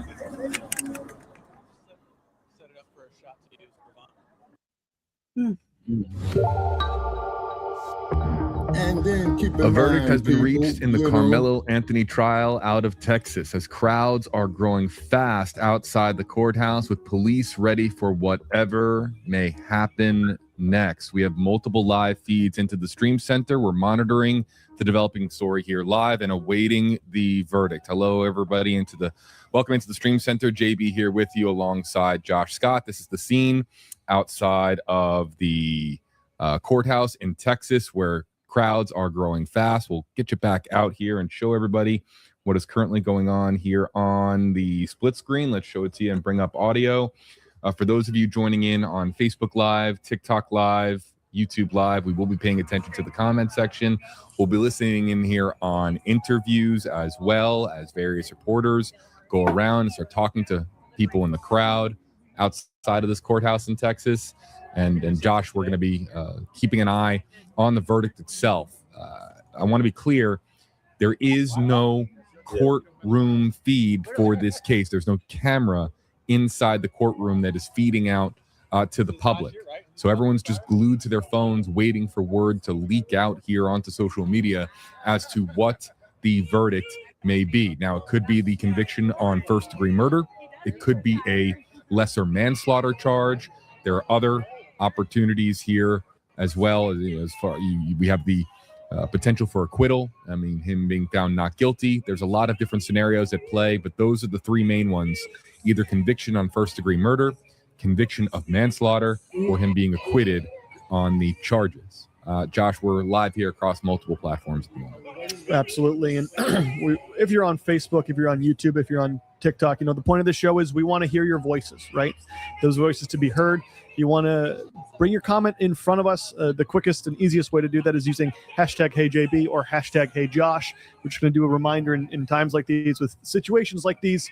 We want to be as respectful as possible, regardless of the outcome of this event. So just, again, remember to utilize that, be respectful to your neighbors in the comments, and use hashtag HeyJB or HeyJosh to get your comment or question moved to the front of the line in that way. Yeah, so if you're just joining us here, everybody, you have not missed anything as far as the verdict itself. We're waiting for that verdict to be read in the courtroom, but as we understand it, the jury has reached a unanimous verdict. And again, there are three potential outcomes here. Those are the three primary outcomes of first-degree murder, manslaughter, or acquittal for Karmelo Anthony. If you've not been following this case out of Texas, let's kind of fill you in. Karmelo Anthony's a 19-year-old black teenager. He was 17 at the time of the incident, straight-A student at his high school. The victim in this case, Austin Metcalf, a 17-year-old white student and an athlete from Memorial High. He was fatally stabbed inside a medical tent. This was between the two high school athletes on April 2nd, 2025. And the trial has been taking place, of course, over the last several weeks. The defense rested yesterday. Deliberations were taking place over the course of today. And now we are so close on finally learning what Karmelo Anthony's fate is going to be. Supporters of Karmelo Anthony in Texas and outside of Texas are calling for the acquittal to be the outcome that's read aloud in the courtroom. And those who are on the side of the victim, Austin Metcalf, are hoping for a first-degree murder charge in Texas. So the confrontation, it began in this team tent, and at which time prosecutors have argued that Karmelo Anthony went into a backpack, pulled out a pocket knife, and stabbed Austin Metcalf, leading to his death. There was clearly a dispute that went on there, and a lot of the particulars of the dispute have been taking place at trial as to whether or not this constitutes a murder charge or whether or not it falls under the lesser charge of manslaughter. Sorry, Josh, you were going to jump in there. Yeah, I was just clarifying. Not a medical tent. These were two different tents at a track meet. Sorry, right? So not a medical tent. It was a team tent. Right, a team tent. And a lot of the conjectures coming around, the framing of this event, how it happened, prosecution arguing that Karmelo ended up coming into the tent without being invited and was intruding into the other team's tent. The defense saying, no, actually, he was invited there. And then this dispute took place, and this was an act of self-defense. And now the jury finished deliberating, basically coming to an understanding of which side of that story they find more convincing. And their verdict is now we're just waiting for it to be read here. Yeah, we're going to continue to monitor the two different feeds here. So this is the feed that we have from News Nation, which is our parent network. We also have the feed here. Oh, no, actually, I don't even know what I'm looking at there, but we'll get that fixed. In the meantime, let's get to here. Yeah, the split shot. That's what we need to see. The double box where on the left we have News Nation. On the right, we have the AP News feed. So you can see there that sign that says Austin, say his name. That's clearly somebody who is supporting the victim and the victim's family. That victim, of course, being Austin Metcalf, who was fatally stabbed inside that team tent. Prosecutors have argued that this was a surprise attack on behalf of Karmelo Anthony. The defense has argued that that Anthony was feeling trapped, and it was a split-second reaction out of fear when Metcalf was the initiator of contact. So, well, of course, we're trying to get that News Nation feed back there on the left. I'm going to ask if we can maybe check into that feed. Oh, there it is. It's just like that. Just got to speak it into existence, and voila, there it is. And we're, again, if you're just joining us, we do not have a feed inside the courtroom. So we are at the mercy of the courtroom reporters that are going to be sharing the news out on social media. As soon as we have it here, we will pass it along to you. And again, this being, as people know, because you're talking about it right now in our live comments, this is a story that has been followed and talked about a ton, both online and offline. As you see, it's not every story that brings a crowd of people around a courthouse waiting for a decision like this. And that's why, regardless of the decision or the verdict that is decided on today, people are going to have strong opinions, very strong opinions, as I'm sure is advised, as we are here live in a developing situation outside of a Texas courtroom where Karmelo Anthony, 19 years old, 17 years old at the time of the incident, been found guilty of the murder of Austin Metcalf in Texas. Let's listen. Yeah, Connell. So immediately once that verdict was read, a woman fell to her knees, overwhelmed with emotion. She began to cry. And, I'm going to walk over here. Austin, watch your step. Come on, Austin, come this way. And one thing I've heard multiple times since that verdict was read, these folks saying, that's what you get when you have an all-white jury. Obviously, that's been talked about a lot. We know there was not a single black person being represented in that jury. So it looks like two gentlemen are yelling back and forth right now. And it looks like law enforcement is separating them. Yo, get that baby out of here. Get that baby out of here. And you hear a man yelling, get that baby out of here. There are children here. Notice the gentleman in the cowboy hat. Law enforcement is here. But Connell, so much emotion, boiling. It is hot. Tensions obviously flaring up. And you see the crowd of cameras. You see the people walking that way, Connell. I can tell you there's a whole group of people that once that verdict was read, you can just see in their faces like they had been defeated. That was the look of defeat. That's what they had on their face. As we just kind of walk with this crowd, I can tell you I've been here since jury selection, and there have been several Karmelo Anthony supporters that have been here since jury selection. And once that jury was selected, this is what they were worried about: being found guilty of murder, not manslaughter in this case, but murder. So as we kind of follow the crowd, something else to really point out, Connell, law enforcement, they are everywhere. I also asked one of these parents here that is with their children, with their child. I said, why bring a child here? And she told her son here, so that way he would know what it's like to advocate for your community. Get out of the roadway. You're going to jail. Out of the roadway. So, Connell, you asked the question, what was it going to be like when the verdict was read? And here's the answer. You see, obviously, the animosity, and rightfully so, Connell. Out of the roadway. Notice law enforcement right here. That is from the beginning. We've said that. But yes, Connell, I'll send it back to you. You can take our live images. But I can tell you right now, law enforcement does have control of this. Dozens of people just heard the verdict. But obviously, for days now, this is what they've been waiting for. And it's for a lot of people here, I can tell you that. It's not the verdict they wanted to hear, but also keep in mind a family, the Metcalf family did lose someone. They lost a loved one, and that's what they've been saying too, because there have been Metcalf family supporters out here as well. So Connell, as I send it back to you, emotions running extremely high. Lady beside me just said, used to locking up black folks. I'll be completely honest, Connell, from day one when they had that jury, it was an alarm bell that went off for a certain community that said, no black jurors. We already know what's going to happen. Guilty. So there you go, Connell. That's what it's like down here, right in front of the Collin County Courthouse.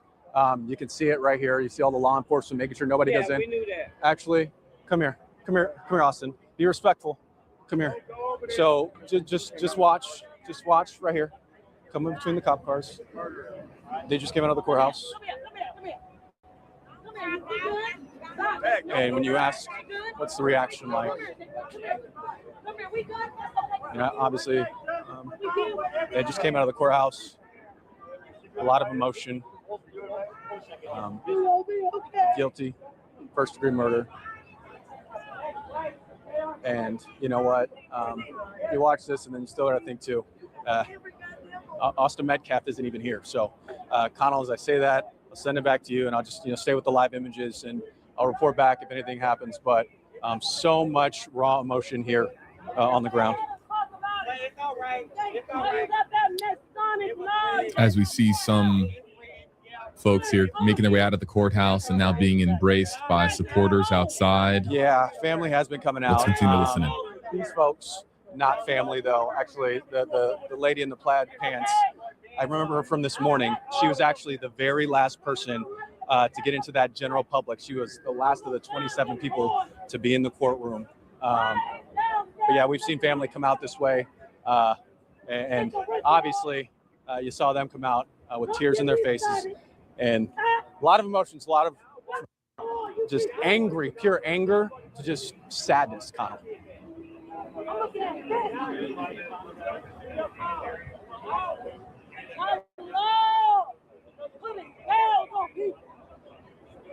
I'm just gonna close it. I called you 10 years.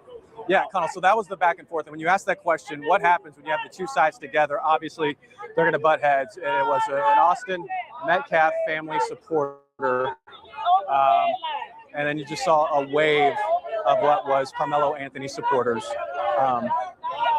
And you saw that back and forth. And what it appeared to be was just that entire group going after one person, one gentleman with a hat on. Law enforcement was there the whole time, but still, he wasn't backing down. Neither were those people here that are obviously in support of Karmelo Anthony. And that's why the crowd went that way. But I mean, if you look around, it's just law enforcement everywhere. And it's been like that all day long. They anticipated something like this. When they gave Karmelo the verdict, he broke down and he cried. He broke down and he cried. How do you know that? He broke down. She was in there with him. Hold on one second. Be on camera. She broke down and cried. So explain to me what the when woman they came back with the verdict, he broke down and he cried. Somber. That family nurse not good. That boy's not good. You been in there. I done talked to you before. You been in there. That boy smiled. That boy broke down and cried. They done fucked up the rest of this boy's life. When you're out here and you see all these people, you've been here every day. I know. When you hear that verdict read, I saw you break down to the ground. What's going through your heart? What's going through your head right now? Why do we have to care anymore? Why are we even here? To be honest, why are we here? What are we here for? Because if we take up for ourselves, we go to jail. If we don't, we die. So it's a catch-22 in this situation. What do you want us to do? What do you want us to do at this point? What? I'm lost for it. I don't know what to do. I got 5 boys. I don't know what. I ain't got nothing to tell them no more. You can't walk away no more. Rest in peace, Trayvon Martin. Let me ask you this right now. I hear the frustration. Are you more angry or more sad as to what just happened? I'm angry and I'm hurt. I'm angry because you were in there. I was in there too. Those witnesses were lying on him. You got the judge friends with the prosecutor. Let's start there. The judge was falling asleep. Some juries was falling asleep and didn't even have a damn notepad. Y'all didn't take this shit seriously. All right, Austin, come this way because it looks like the crowd is moving, and we're just gonna, Connell, stay with us as the crowd kind of goes this way. We're just gonna kind of make sure. But as you say, Brother Che, in a perfect world. So, I mean, this is just terrible. Like, excuse me, sir. I mean, Anthony family. So, Connell. Angry and sad. Okay. So it looks like family is leaving right now. So this is the Anthony family representation. Connell, he's been speaking on behalf of the family. Okay, are these his brothers right there, you guys? I'm not sure. I think there's folks. That's the spokesperson. Attorney. No, he's not the attorney. When everybody sits. Who's the original? Yeah. Sorry about So that I can be able to. Before the family departs, it appears that they will be speaking here to the media as cameras gather around. I will say this one time, and one time only. I speak on behalf of myself, Minister Dominique Alexander. I speak on behalf of myself as president of the Next Generation Action Network. The Next Generation Action Network wanted to respect this process, to be able to make sure that nobody said that the Next Generation Action Network is this process, feared in this process. But what this process did is shown that Black lives do not matter in Collin County. It showed us that time and time in American history, it has shown emotions. You're about to get church flag. Yeah. Uh-oh. Uh-oh. Uh-oh. That was on that. It would appear the feed is frozen. We're working on getting it back online. Before all of the internet lawyers and before the jury in history, it has shown emotions so clearly that a judge interfered in this process. It showed very clearly that a Black boy was allowed, not one Black soul on a jury. An all white jury convicted him in 2 to 3 hours. We know that they did not prove their case. They are currently sentencing Karmelo Anthony, but we know that the Next Generation Action Network put the first $10,000 towards an appellate attorney. And we will fight Collin County like hell. I respected this process. I allowed and called for peace in this process. But Black America should be very upset about what went on today. Now, before all of the internet lawyers and before all of the interpretation of the situation, I'm only an advocacy leader. I'm not an attorney. I can only help families be able to navigate these processes when they find themselves in this type of situation. I can only allow lawyers to be what they are, lawyers. I can't instruct them. I can't stop them from doing anything. I have to respect the process just like anybody else. But what we saw today was flawed, unjust, and I ask that the community continue to pray for the Anthony family. I do not speak for them, but I know that the Next Generation Action Network will be here as support. My heart hurts right now because an ignorance of the law was done here today. Clear. We posted the jury instructions. And right now, what we are seeing is a travesty. It lets us know that Black lives do not matter in the criminal justice system. It lets us know that we are not going to be afforded the same laws as anybody else. And I give a damn about nobody that feels like I'm playing the race card here. For 400 years, our people have been at the liberty and have had to suffer at the liberty of these laws. I'm speaking facts because that blood of slavery is in my blood, not your blood. And it's not for you to look at me and say, I'm playing the race card. I'm just a Black man living in America. The fact supports that. You say I'm upset? Hell yeah, I'm upset. I respected this process, but we're going to fight like hell to make sure that Collin County know that Karmelo Anthony is not going to go away. I want to thank all of the people who traveled across this country, to all of the media's community supporters and people who have taken Karmelo Anthony as their own baby. I salute you. I thank you. and we got work to do. We're gonna burn Thank you and God bless. All right, Connell. So you heard that. He's representing, at least speaking for the Anthony family, Connell. Send it back to you. But obviously, fight is not over for the Anthony side of things.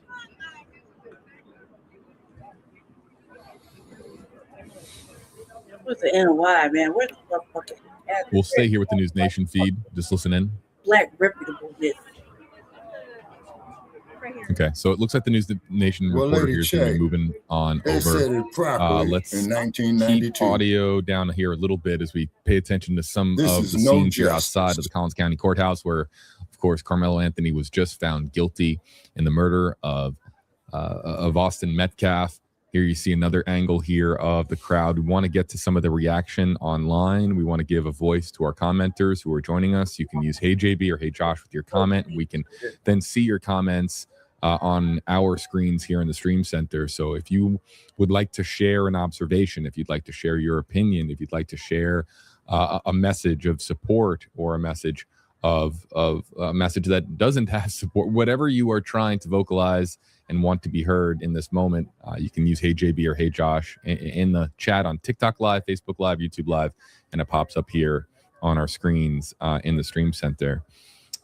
Josh, clearly things are quite emotionally charged here outside of the courthouse, but so far it would appear that we do not have any incidents. There's a heavy law enforcement presence there to make sure that things do not escalate and do not become their own story here outside of the courthouse where the law is broken. So that there's clearly a lot of emotions running high here. We're hearing from, of course, a lot of the people outside of the courthouse that are against this decision, but we haven't heard from the people. There were people before this verdict was read aloud. There were people carrying around signs in support of the Metcalf family. We haven't heard any interviews from that side. So right now it's just a lot of anger and frustration, especially from what you heard right there, Representative from the Karmelo Anthony family, putting into words not just how people here in Texas are feeling, but how Black Americans are feeling across the country right now. Yeah, and I mean, we're seeing that across our chats, Facebook, YouTube, and TikTok, and that's what we alluded to. We said,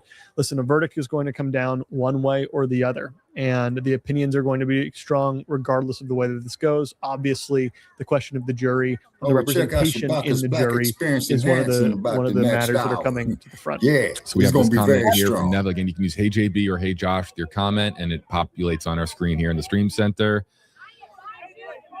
I'm not sure what's happening here. Everyone's got cameras out. Everyone is trying to record and document this event or even live stream the event from their own phones. Neva says, Hey JB, are there any comments from the victim's family?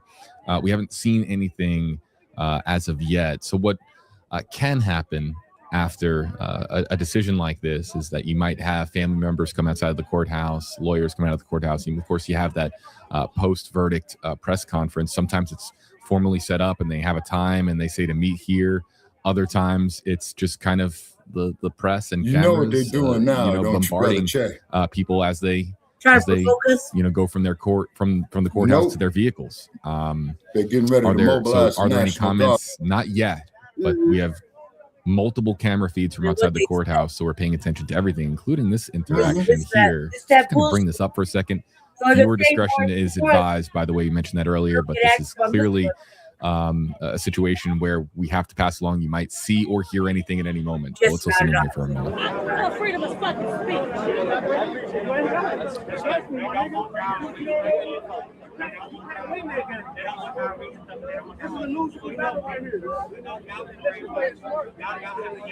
And this verdict, ladies and gentlemen, is an act that is wrong within itself.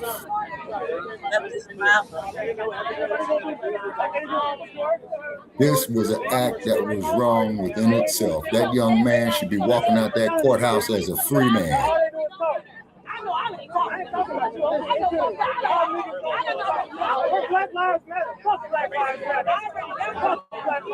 Hit that motherfucker in his mouth. Bam!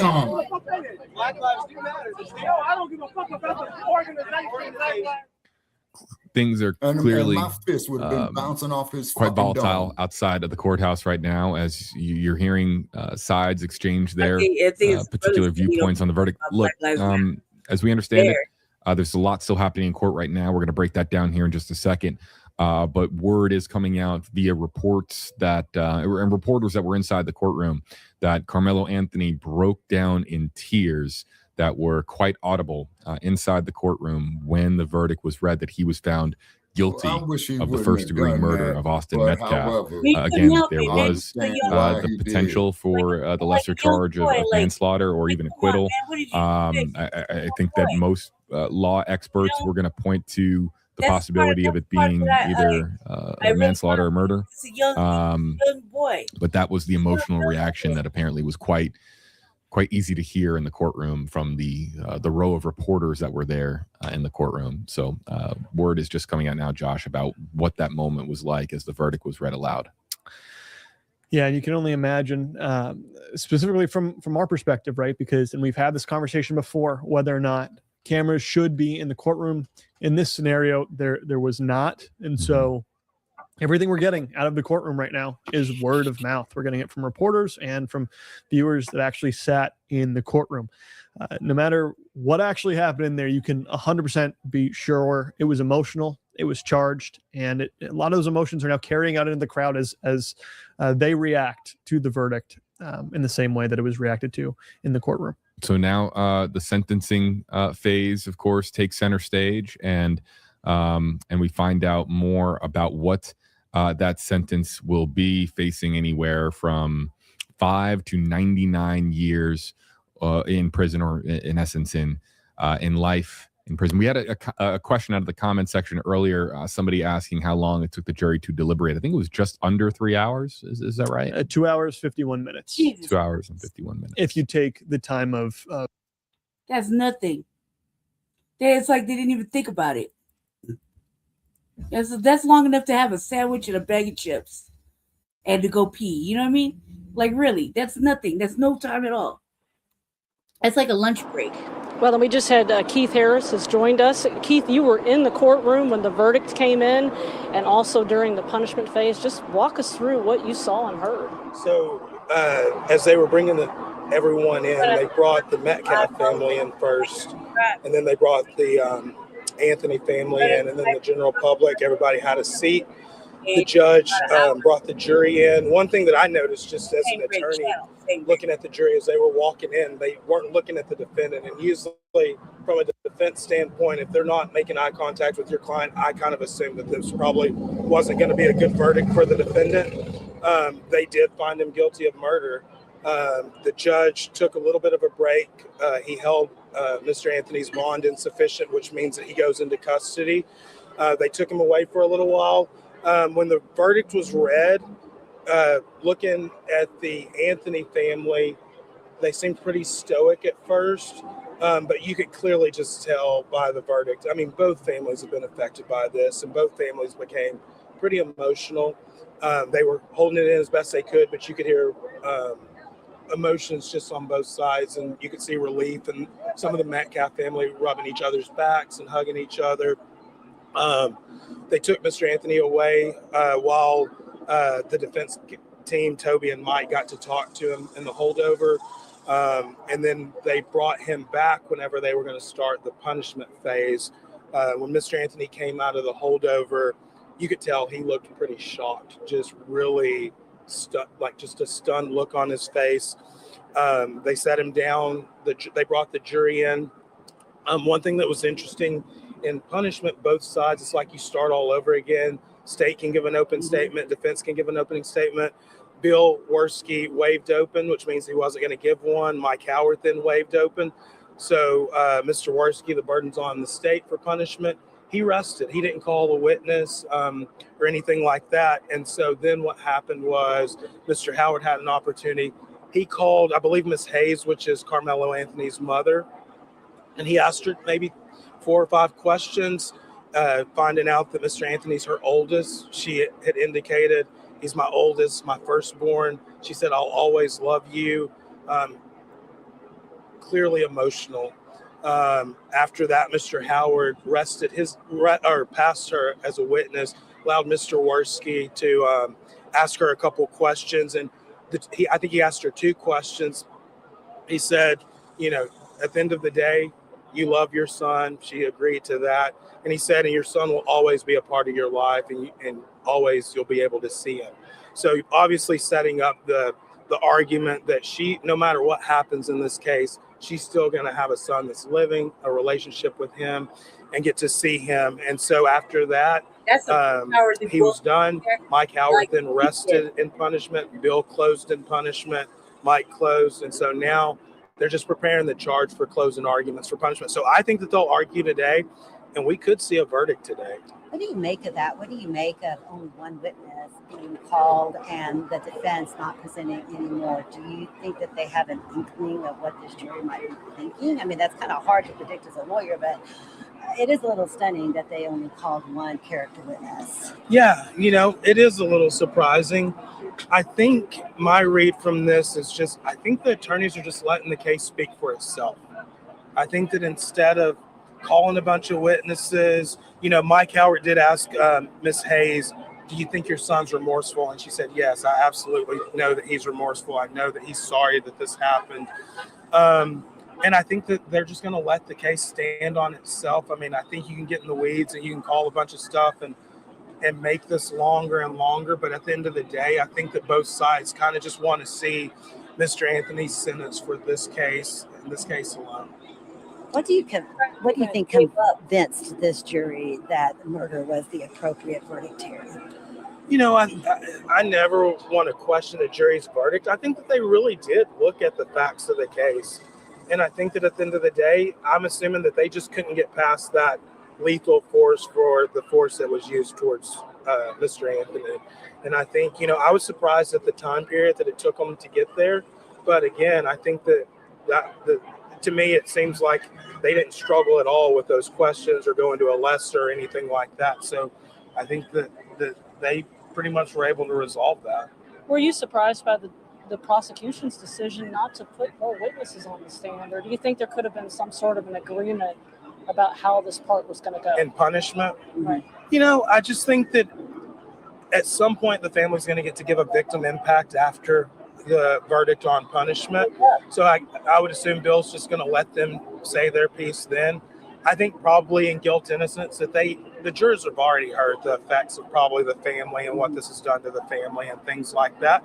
So I just do think probably from a professional standpoint, I just think that these attorneys are just saying, look, we could get in the weeds, we could call a ton of people, we can be here for longer and things like that. But at the end of the day, I don't know if it's going to make any other difference. And I think that they really are just saying, these are the facts of the case. And I would assume that Bill's going to get up there and argue and say, look, you've heard the facts of the case. And that's what your punishment verdict's going to be, is you tell us what you think of this offense and what you think of these facts and what your verdict is. What would you expect to see in the punishment charge? Just telling there's no evidence of sudden passion in punishment or anything that would lower the punishment. No, that's to be exactly considered what it is. 2 to Is a 20 if there was sudden racial passion. So they're going to get the full range of punishment for murder, which is 5 to 99 years for life. 65 through 9. And No, so that's exactly what they're it going to is. get in It's their a racial instructions, issue. having found the defendant guilty Tell of me, murder, how they're now is it asked to not? consider punishment in this, and it will tell them that they can consider Metcalf everything ordered that in the shit. case and the underlying case on top of anything that they heard in punishment, but that they are to assess a punishment in between 5 and 99 years or life in prison on their verdict. So that's going to be their range, and they're going to be instructed of that. Inside the courtroom, everything has been very calm. Both families have been cordial to one another. Out here, there was a lot of emotion. You weren't able to see that. There's a lot of emotion from the community. Some people dropped to their knees. It was a very emotional case for both sides. But there were a lot of people here on Karmelo Anthony's side that were out here praying and many, many days in a row. Why do you think that there was just such a reaction like that? I think that you have people that have followed this, people that have been inside, being here and seeing the deputies, how professional they are here. They've been amazingly well in controlling everything, being so professional, and respectful to everyone. Seeing the people that actually get in to like listen to what the evidence has been, they've just been people that have wanted to know. I haven't gotten a sense of people with agendas that already have minds made up. A lot of the people that I spoke with earlier today, waiting in line, they just said, hey, I just kind of want to see what the facts so I can make a decision on my own. And I think that that they just have been really, things have been really professional in there, really quiet. Again, the deputies have handled things really well. I think the excitement and the emotions and back and forth out here is not indicative of what's going on in that courtroom. Yeah, And walk people through what they can expect next. What they can expect next? Yes. So they're going to get the charge. They're working on the charge right now. I came out so that I could be with you guys and discuss all this of what's going on. They're going to get a charge. Both sides are going to talk to the judge about the charge to see if there's any objections to the charge, if they want to add anything to the charge. At some point, they're going to have an agreement of what the charge is going to be. The judge will then bring the jury back in, read the charge to them, and again, prosecution is going to get to open punishment. Defense will then go, and then prosecution will be able to give the close or rebuttal to the defense's argument and punishment. So we'll get to see what the state asked for, if they ask for anything, in punishment. And, with the verdict that came in that amount of time, it might give the state a little bit of freedom to ask for a number versus, hey, you've heard from the facts of this case, we're just going to defer to you. You understand what the punishment range is. They might ask for a number that they feel might be appropriate, or maybe they wouldn't have before, but with the verdict and how it was, and it doesn't seem like the jury struggled, I don't think we saw anything about them having any questions during deliberation. So I think that it really could be something to where, the state might ask for a number, or they could just say, I can't tell you what a life's worth. I can't tell you what this young man's life is worth, but you've heard everything, all the evidence, we've brought everything to you. And so we're now just going to ask that you determine what that is. And the state could say, we want you to tell this community what you think of this case, what you think of these actions. Obviously, defense is going to try to personalize their client. Hey, you didn't hear all these extraneous bad acts by our client. The state would have brought that to you if there was something that they wanted you to consider. His mom told you that he's been remorseful, that he's remorseful of this. He's going to go down to prison. He's never been to prison before. That's going to be a eye-opener for him. Take that into consideration. He was 17 at the time. They're going to argue, don't throw this young man's life away. Give him an appropriate sentence to where he can come and learn from this and hopefully be a productive member of society. Well, and one of the things that they asked during voir dire when they were selecting this jury, that was a very big part of picking this jury. Can you look at the lower end? Would you have a problem giving somebody 5 years for a murder conviction? And so they kept hammering that. So you're thinking that the defense is trying to get the people that are saying, I absolutely cannot give somebody 5 years if they committed a murder. So you're trying to make sure that the people that you are selecting, if you're the defense, can look at the whole range. But if you're the prosecution, you want people that are also going to be able to look at the whole range. Well, the deal is if they say, hey, I could never give life, then they're disqualified. You don't have to strike them. They're disqualified by law. Just like if they say, I could never give 5 years, because they can't consider and assess the full range of punishment. They can't follow the law as it is. And so those people, that's why they're looking for those two extremes, because obviously defense wants people that say that they could never consider 5 years. Prosecution wants people that say they want to strike people or to cause people off the jury that say that they could never consider life. So you want someone that consider that full range of punishment. Wow. Wow, Black Rally. With a heavy focus on that Senate race in Maine, centering on a controversy. Thank you for joining us on Front Line Blacc News Special Edition. We're going to go ahead and cut it off right here because we have Shabaka's Black Experience Enhanced coming up soon, and we got to get ready for that. So thank you for joining us. Thank you for everybody that participated. We saw some trolls up in there. I could go over there. But let's see. Thank you to all the people that came through in the chat. Thank you to MD, Shabaka, April Showers, and No, what was this? Hurricane Music. Yes. Thank you for coming up. Thank you everybody for showing up. Thank you, Shabaka. See you in a little bit. Right. Cut this off, and we'll see you, Shabaka, in a little while for in about an hour. An hour.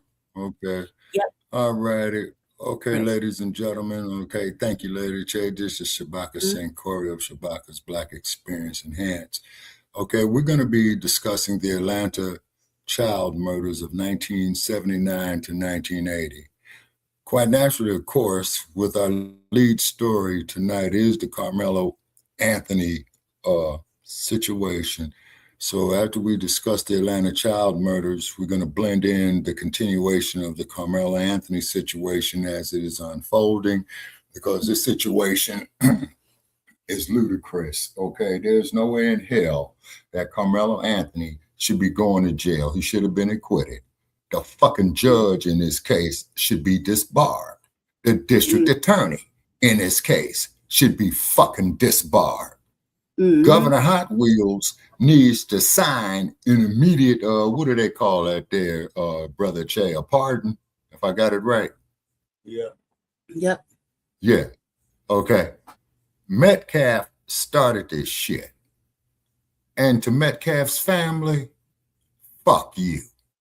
To Karmelo Anthony's family, as best as we could, we're most definitely gonna keep the young man, in our prayers, and we're gonna monitor this case, because this is a miscarriage of justice. The goddamn district attorney in this case should be disbarred. The fucking judge should be disbarred. And any goddamn Texas state legislature that supports this verdict needs to be fucking recalled, including you too, Governor Rolaids. You see? This is ludicrous. And plus that, we built your goddamn country, okay, through free labor. Karmelo Anthony was a great student in school. All he wanted to do was get up out the rain. So the Metcalf boys, going to be rough and tough and play macho and all that shit. Aaron Metcalf got. Yep. We're gonna go. I was talking to Jesse. We gotta go, but we'll see you in a little bit. Thank you, everybody. Stay black, stay dangerous. See you soon. See you in a little bit, Shabaka. Okay, and also to all you fucking trolls out there, you're welcome to come over there to Shabaka's Black Experience Enhanced, okay? Go to the Shabaka's Black Experience Enhanced